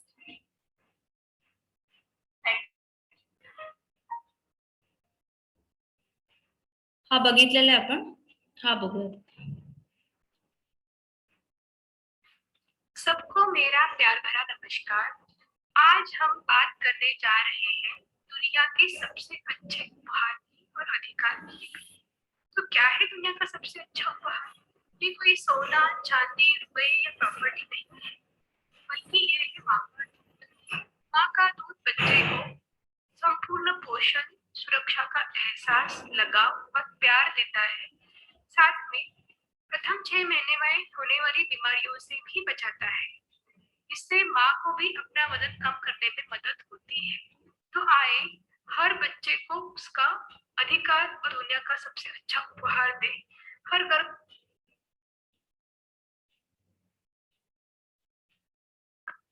गर्भवती माता को बताए कि वो प्रसूति के तुरंत पश्चात अपना दूध बच्चे को देना चालू करे और कम से कम 6 महीने तक सिर्फ अपना दूध पिलाए और 6 महीने से लेके 2 साल तक की उम्र तक उसको खाने के साथ अपना दूध दे। Thank you. व्हिडिओ झालेत मॅडम? आता काय आहे, आता काय राहिलंय? झालं मॅम, इट्स ओके। ओके,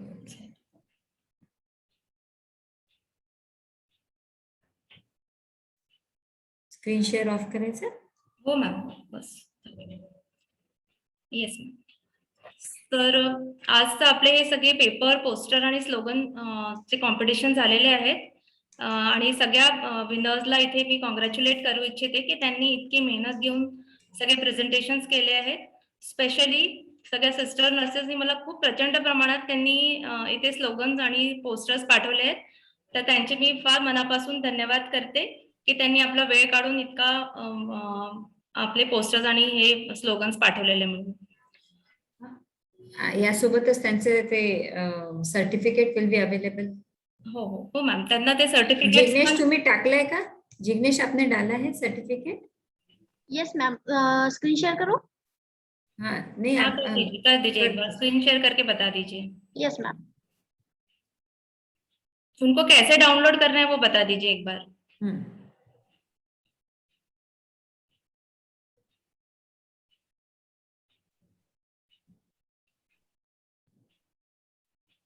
कोणाला काही प्रश्न असेल तर विचारू शकता। इथे चॅट बॉक्स मध्ये कोणी काही मला दिसत नाहीये। नाही, आता त्यांना प्रत्यक्षात विचारायचं असेल तर हो विचारू शकतात, ते प्रत्यक्षात सुद्धा विचारू शकतात। आता सध्याला अनम्यूट करून ते विचारू शकतात कोणाला काही विचारायचं असेल तर। बता दीजिए इसको कैसे डाउनलोड करना है जिग्नेश? मैम ये चैट बॉक्स में मैं डाला हूँ, हाँ वहां से वो डाउनलोड कर सकते हैं। एक सेकेंड ना, चैट बॉक्स में डाले हो तो अभी करना पड़ेगा ना डाउनलोड सभी। हाँ मैम, अभी करना पड़ेगा वो। अगर कुछ लोगों का रह जाता तो आप 8 दिन तक अपने वेबसाइट पे रख सकते हैं, वो देख लीजिए। यस मैम, रह सकता है। मैंने फाइल शेयर कर दी है मैम। Okay, yes. आया नहीं पर यहाँ पे दिख नहीं रहा। तुला दिसतंय का मौसमी? वापस शेयर कर रहा हूँ।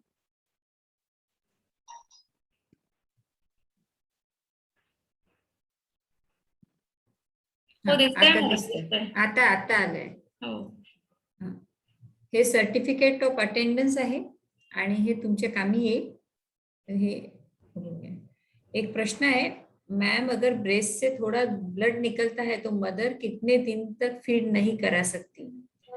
जनरली ब्लड तभी निकलता है जब कोई इन्फेक्शन या कोई आपका जो ब्रेस्ट का एखादा लोब्यूल अगर ब्लॉक हुआ हो तो ब्लड निकलता है। तो इन्फेक्शन है क्या, पहले वो देखने के बाद में आपको पहले आपके डॉक्टर देखेंगे इन्फेक्शन है या नहीं, इन्फेक्शन को ट्रीट करेंगे, ब्लड क्लियर करेंगे, उसके बाद में आपको बच्चे को फीड करा सकते हैं। तो साधारण ब्लड निकलने के बाद में एक 5-6 दिन तक तो भी आप नहीं पिला सकते, तब तक आपको ब्रेस्ट एम्प्टी करते रहना चाहिए और डॉक्टर को दिखाना चाहिए, तभी आप उसका इन्फेक्शन का मेडिसिन कर सकते हैं। मौसमी काही याच्यात ऍड करायचं आणखी? नाही, कधी कधी हो, म्हणजे सर्जन्सला पण एकदा दाखवणं बेटर आहे, म्हणजे सर्जिकल काही कॉज आहे का त्याच्यामध्ये बघण्यासाठी, कारण की आम्ही युजली तसंच करतो. आणि मग सर्जन जोपर्यंत ते क्लिअर होत नाही, कधी कधी त्याला ते सायटोलॉजीसाठी पण पाठवतात ब्रेस्ट मिल्क, आणि वन्स इट इज क्लिअर, जे ब्लड एकदा क्लिअर झालं की मदर नंतर फीड करू शकते. युजली ते इन्फेक्शनच होत असतं. Yes yes. आणि काही पोस्टर दाखवा म्हणतात, पोस्टर दाखवलेत ना पल्लवी मॅडम? पोस्टर्स दाखव, हा पोस्टर्स, एक मिनिट हा, पोस्टर्स मला असं वाटतं राहिले दाखवायचे. ओके, दाखव. पोस्टर्स दाखवले होते मॅडम मी मगाशी, पोस्टर्स दाखवलेत ना सगळे, प्राइजेस मध्ये आपण दाखवलं. बघायचं असेल तर सांगा आम्हाला. वेअर द लिंक आम्ही तुम्हाला पोस्ट करू. NOGS.in आहे आमचं वेबसाईट, त्याच्यावर हे अवेलेबल राहील सर्टिफिकेट. मी पुन्हा टाकते NOGS.in. आजचा हा प्रोग्राम पण जो काही आपण ऑर्गनाइज केला, हा प्रोग्राम पण तुम्हाला तिथे मिळेल. पोस्टर्स पल्लवी मॅडम तुम्ही नव्हत्या का तेव्हा जेव्हा दाखवलं? आणि किती पोस्टर्स होते मौसमी मॅडम? ऑलमोस्ट 15 to 20 पोस्टर्स आपण तेव्हा दाखवले मॅडम.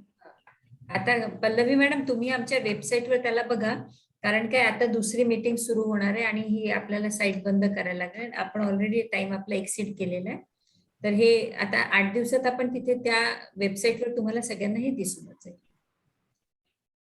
ठीक आहे. अजून कोणाला काही प्रश्न आहे?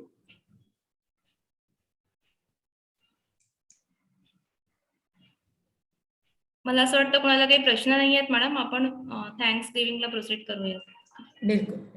ओके. तर मी आज सर्वप्रथम एवढ्या मोठ्या प्रमाणात सगळ्या सिस्टर्स आणि नर्सिंग स्टाफ आणि जे आशा वर्कर्स आणि इतर वर्कर्स आहेत, ते एवढ्या मोठ्या प्रमाणात आपल्या इथे जॉईन झाले आहेत. त्यांनी इतका उत्साह दाखवला, इतकं एनकरेजमेंट दिलं सगळ्यांना जॉईन करून. आम्हाला पण खूप एनकरेजमेंट मिळालं आहे जॉईन करून. तर सर्वप्रथम मी त्या सर्वांना म्हणजे मनापासून अगदी बॉटम ऑफ माय हार्ट सगळ्यांना थँक्स करते की इथे जॉईन केल्याबद्दल, इतक्या जास्ती आणि मोठ्या प्रमाणात आमचा प्रोग्राम सक्सेसफुल केल्याबद्दल मी सगळ्यांना थँक करते. आपले सगळे dignitaries, doctor Alka Mukherjee madam, doctor Sanjay Devtale sir, doctor Vaishali Varadkar madam, आपले जजेस doctor Sunita Mahatme madam, doctor Manjushree Waikar madam, यांना मी धन्यवाद करते की त्यांनी आपला एवढा किमती वेळ काढून आमच्या प्रोग्रामसाठी इथे येऊन त्यांनी सहभाग घेतला. आपला कुठलाही कार्यक्रम असला तर आपल्या भगवंताला, आपल्या परमेश्वराला आपण नेहमी थँक्स गिव्हिंग करतो, धन्यवाद म्हणतो की त्यांनी आम्हाला इतकी शक्ती आणि नॉलेज दिलेलं आहे की या जगात जे काही कार्य चालू आहे ते आपण बदलण्याची आपल्याला नॉलेज आणि शक्ती दिली आहे. तर त्या परमेश्वराला आम्ही धन्यवाद करतो की त्यांनी आम्हाला ते नॉलेज आणि हे जग थोडंफार समाजाला बदलण्याची जी शक्ती दिली आहे त्याबद्दल आम्ही परमेश्वराला धन्यवाद देतो. आणि त्याच्यानंतर आम्ही आमची फॉक्सी जी संस्था आहे, ऑल ओव्हर इंडियाची गायनेकोलॉजिस्टची संस्था आहे फॉक्सी, WHO आणि युनिसेफ, त्यांना धन्यवाद करते, त्यांचे कौतुक करते की त्यांनी एवढ्या मोठ्या प्रमाणात हे जगभरामध्ये आणि ऑल ओव्हर इंडिया हा ब्रेस्ट फीडिंग आणि स्तनपानाचा जो महत्वाचा आठवडा आहे त्याचे कार्यक्रम त्यांनी हा आठवडाभर मोठ्या प्रमाणात करण्यात येतात. त्याच्याबद्दल मी त्यांना धन्यवाद देते आणि ते आम्हाला सुद्धा एनकरेज करतात की असले कार्यक्रम आम्ही आमच्या इन्स्टिट्यूटमध्ये, आमच्या सोसायटीमध्ये कंडक्ट करावे. त्यानंतर मी डॉक्टर अलका मुखर्जी आणि आमचे NOGSचे प्रेसिडेंट डॉक्टर अलका मुखर्जी आणि सेक्रेटरी डॉक्टर आशिष कुबडे यांना धन्यवाद करते की ते अहोरात्र हे कार्यक्रम म्हणजे सक्सेस होण्यासाठी इतकी अहोरात्र मेहनत करत असतात. मी रोज डॉक्टर अलका मुखर्जींना बघत राहते, त्या सतत 24/7 बिझी असतात हे सगळे कार्यक्रम घेण्यामध्ये. त्यांना मी धन्यवाद देते की त्यांनी एवढ्या हुरूपाने हा कार्यक्रम सगळे ते घेत राहतात. देन मी माझे जे फेलो कलिग्स आहेत ब्रेस्ट कमिटीमध्ये, डॉक्टर आरती वंजारी, डॉक्टर भक्ती गुर्जर आणि इतर माझे कलिग्स, त्यांना धन्यवाद देते हा कार्यक्रम सक्सेसफुल करण्यामध्ये मदत केल्याबद्दल. आणि आपले जजेसला तर मी मनापासून थँक्स करते, त्यांनी एवढ्या वेळात वेळ काढून आम्हाला सहकार्य केलं आणि आमच्या प्रोग्रामला जज म्हणून आले. सगळ्या नर्सेसला मी परत एकदा धन्यवाद करते. आणि फायनली मी सगळे डेलिगेट्स आणि सगळ्या पार्टिसिपंट्सला ज्यांनी या कार्यक्रमामध्ये जॉईन केलं आणि आपला इतका वेळ दिला आणि सहकार्य केलं, त्यांना सगळ्यांना अगदी मनापासून धन्यवाद करते. Thank you so much. Thank you welcome madam. Thank you each and everyone. आणि सगळ्यात महत्वाचं म्हणजे DHO साहेब डॉक्टर सेलोकर आणि डॉक्टर सचिन हेमके यांचे देखील आभार प्रदर्शन इथे व्हायला हवं. धन्यवाद doctor Sachin sir and doctor Selokar sir. तर ही मीटिंग ओव्हर समजूया आणि पुढच्या मीटिंगला आम्ही परत येऊया नवीन टॉपिक घेऊन. धन्यवाद. धन्यवाद. थँक्यू.